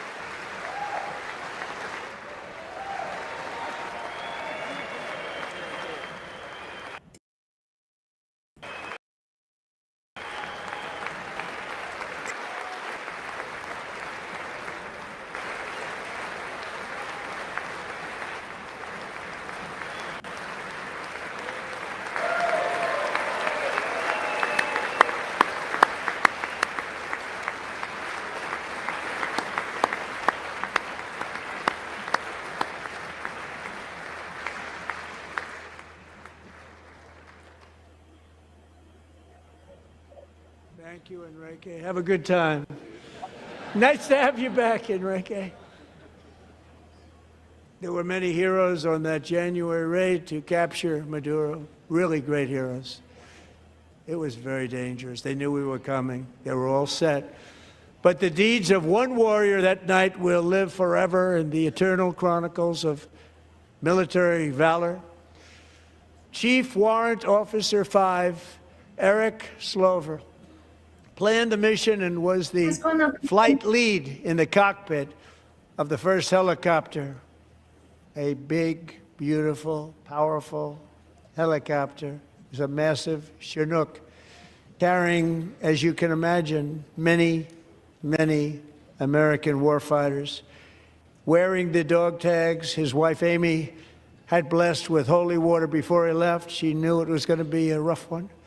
Eric steered the Chinook under the cover of night and descended swiftly upon Maduro's heavily protected military fortress. This was a major military installation protected by thousands of soldiers and guarded by Russian and Chinese military technology. How did that work out? Not too good. While preparing to land, enemy machine guns fired from every angle, and Eric was hit very badly in the leg and hip, one bullet after another. He absorbed 4 agonizing shots, shredding his leg into numerous pieces. And yet, despite the fact that the use of his legs was vital to successful helicopter flight, legs are the most important part of flying a helicopter, to deliver the many commandos who would capture and detain Maduro was the only thing Eric was thinking about. Then, even as he was gushing blood, which was flowing back down the aisle, helicopter lands at a steep angle. The machine guns stood right in front of him. They were right in front of him, 2 machine gunners who escaped the wrath of the previous planes. Eric maneuvered his helicopter with all of those lives and souls to face the enemy and let his gunners eliminate the threat. Turned the helicopter around so the gunners could take care of business, saving the lives of his fellow warriors from what could have been a catastrophic crash deep in enemy territory. Only after safely landing the helicopter with all the warriors aboard in the exact right spot, which was vital to the mission. We probably would have had to maybe cancel the mission if that didn't happen. Eric told his co-pilot, also wounded, but not as gravely, to take over. I'm about ready to pass out. The success of the entire mission and the lives of his fellow warriors hinge on Eric's ability to take the sea. It was unbelievable what's happened to his legs. Bullets and keep on flying and landing, and people knew what was happening. Everybody in the back of the helicopter knew because they saw the blood pouring down the aisle. Chief Warrant Officer Slover is still recovering his serious wounds, but is here tonight with his wife Amy, Eric, and Amy. Come on in.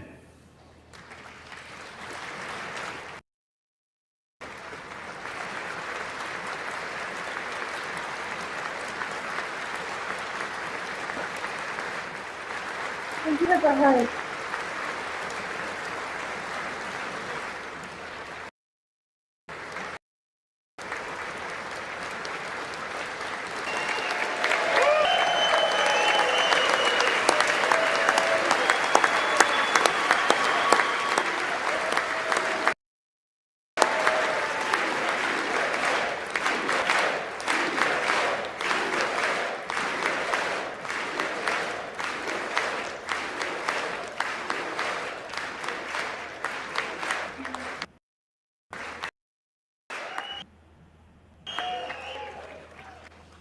Prize for Eric and Amy. Nation of Eric's actions above and beyond the call of duty. I would now like to ask General Jonathan Braga to present Chief Warver with our nation's highest military award, the Congressional Medal of Honor.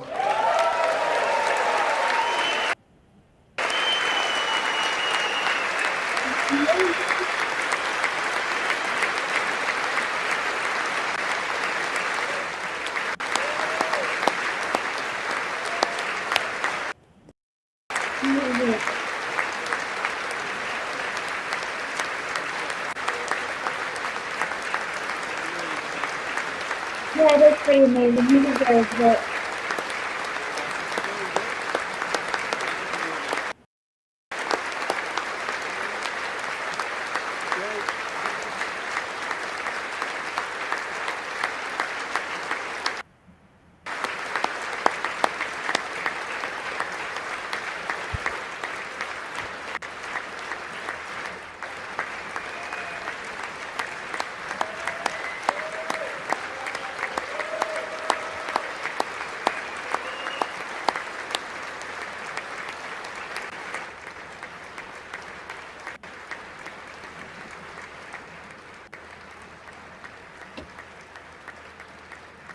Well, thank you very much, Eric and Amy. Great to get to know you. I met with them and with a lot of their fellow warriors at Fort Bragg recently. You notice the name Fort Bragg, we have it back, we brought it back. We won the First World War with it, the Second World War with it, and then they decided to change the name. So we changed it back. Everybody wanted to change back to. And 10 of Eric's warriors from that incredible night of victory will also be receiving medals at a private ceremony that will soon be held at the White House, and Eric will be there. Thank you.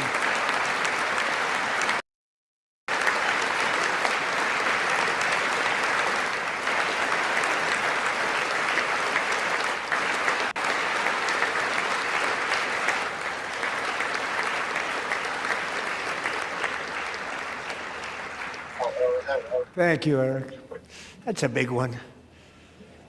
Tonight we've celebrated many truly extraordinary American patriots, but there is one last living legend to honor before we go. He is one more heroic American aviator, Navy fighter pilot. Royce Williams served in World War II, Korea, Vietnam, flying more than 220 missions. In the skies over Korea in 1952, Royce was in the dogfight of a lifetime, legendary dogfight. Flying through blizzard conditions, his squadron was ambushed by 7 Soviet fighter planes. It was his first aerial combat of the war, and despite being massively outnumbered and outgunned, Royce led the takedown of 4 enemy jets and almost destroyed the others. 63 bullets. The story was secret for over 50 years. He didn't want to tell his wife, but the legend grew and grew. But tonight, at 100 years old, this brave Navy captain is finally getting the recognition he deserves. He was a legend this evening. Royce, please stand up, and I will ask the First Lady of the United States to present Captain Royce Williams with his Congressional Medal of Honor.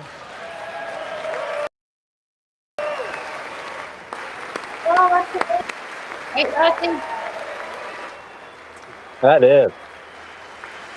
Oh, he's adorable. Mhm. Yeah. God bless him. He deserves it.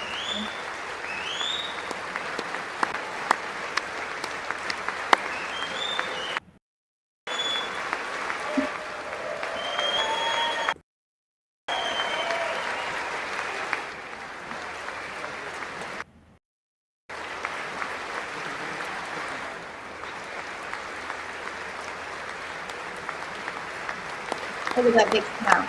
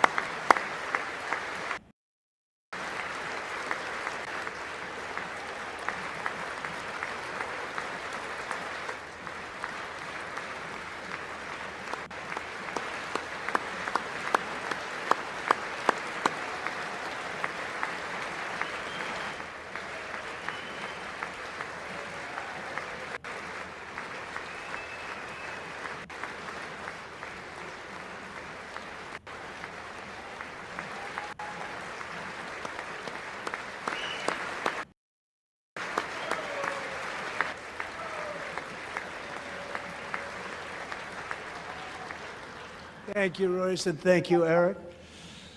I've always wanted the Congressional Medal of Honor, but I was informed I'm not allowed to give it to myself, and I wouldn't know why. If they ever open up that law, I will be there with you someday.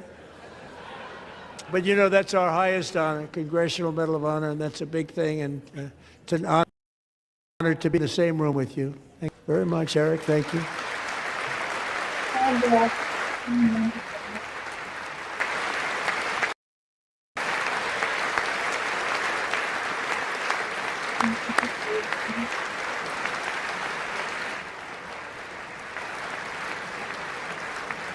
Thank you. 250 years is a long time in the life of a nation, but in another sense, it's really a mere moment in the eye of history. Two of the gentlemen we met in the gallery this evening took their first breaths 1 century ago, 100 years before that, on July 4th, 1826, the author of the Declaration of Independence, brilliant, Thomas Jefferson, to his last breath. Just a single long human lifespan separates the giants who declared and won our independence from the heroes who stand tonight. Thank you for the like. God bless you. And thank you guys for tuning in. Everything our nation has done, everything we have achieved, has been the work of the... You're more than welcome to get into the box. The link is in the chat. Those few great lifetimes. In those brief chapters, Americans built this nation from humble colonies into the pinnacle of human civilization and human freedom, the strongest, wealthiest, most powerful, most successful nation in all of history. Americans ventured out across the daunting and dangerous continent. We carved paths through an unforgiving wilderness, settled a boundless frontier, and tamed the beautiful but very, very dangerous Wild West. From empty marshes and wide open plains, we raised up the world's greatest cities. Together we mastered the world's mightiest industries and shattered history's monstrous tyrannies. And we liberated millions from the chains of fascism, communism, oppression, and terror. Americans lifted humanity into the skies on the wings of aluminum and steel, and then we launched mankind into the stars on rockets powered by sheer American will and unyielding American pride. We wired the globe with our ingenuity. We captivated the planet with American culture, and now we are pioneering the next great American breakthroughs that will change the entire world. All of this and so much more is the enduring legacy, unmatched glory of the hardworking patriots who built and defended this country and who still carry the hopes and on all of humanity's backs. For years they were forgotten, betrayed, and cast aside, but that great betrayal is over and they will never be forgotten again, because when the world needs courage, daring, vision, and inspiration, it is still turning to America. And when God needs a nation to work his miracles, he knows exactly who to ask. There is no challenge Americans cannot overcome, no frontier too vast for us to conquer, no dream too bold for us to chase, no horizon too distant for us to claim. For our destiny is written by the hand of providence, and these first 250 years were just the beginning. From the rugged border towns of Texas to the heartland villages of Michigan, from the sun-kissed shores of Florida to the endless fields of the Dakotas, and from the historic streets of Philadelphia to right here in our nation's capital, Washington, D.C., the golden age of America is upon us. The revolution that began in 1776 has not ended. It still continues because the flame of liberty and independence still burns in the heart of every American patriot. And our future will be bigger, better, brighter, bolder, and more glorious than ever before, Thank you. God bless America. Amen to that.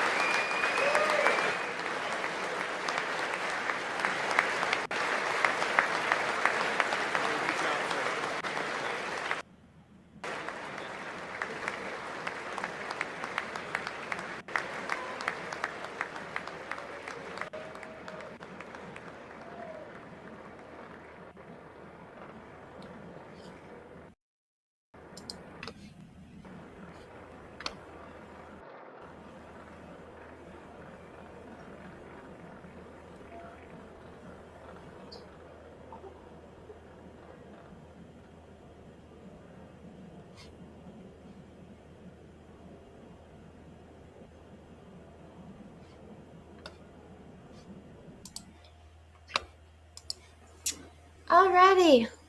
That was it, guys. Well, that was it. That was interesting. Yeah. Oh my goodness, yes. I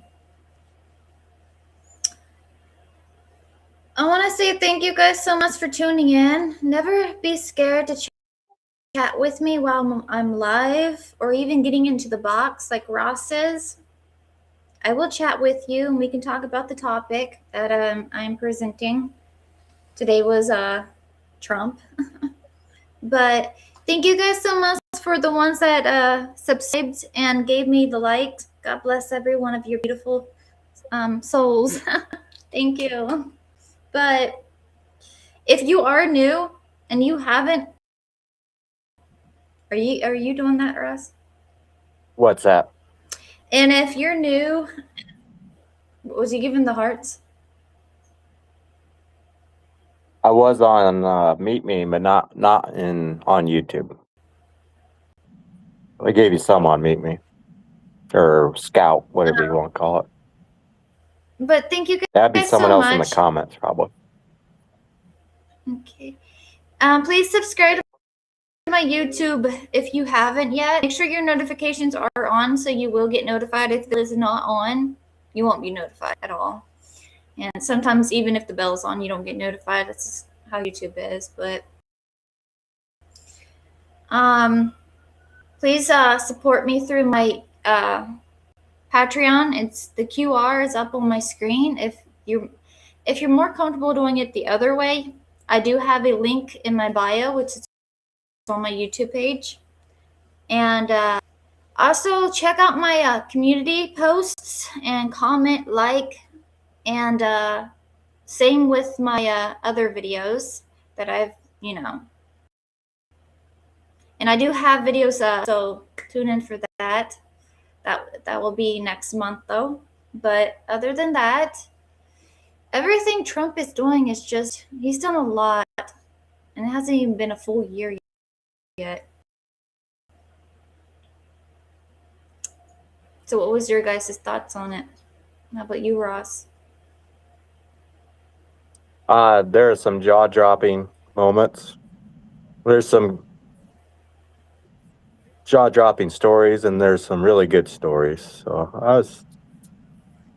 was glad I tuned in on it. Well, you were always welcome here. Yeah. And that man's testimony is definitely a beautiful thing. He was near death, and that is just the power and the miracle that Christ has over any. Like, she had complete faith, no doubt in it, and because of that, God was working within her. Working within him. When you got God on your side, anything's possible, no matter how big it is or how small it is.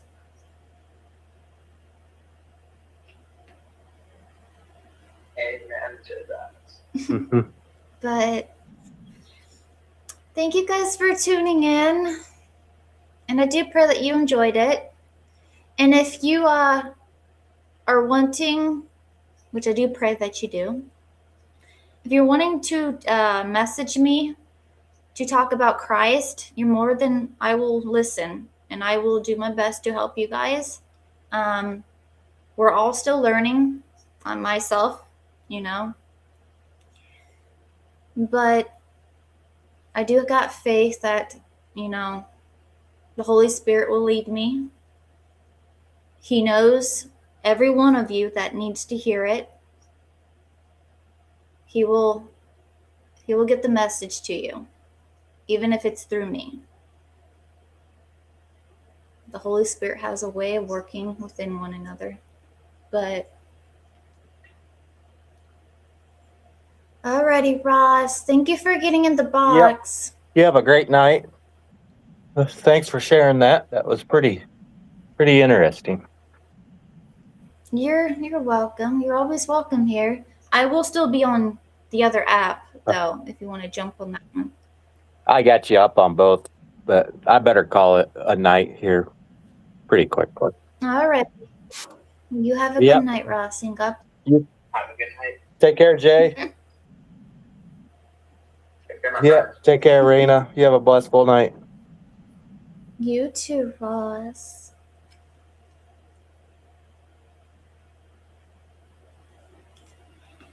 But thank you guys so much for tuning in. Have a blissful night. Stay safe. Stay warm. Know that you are loved. And I'm always here if you need a chat. And I do pray that you do accept our Lord and Savior as yours. Your one and only Lord and Savior.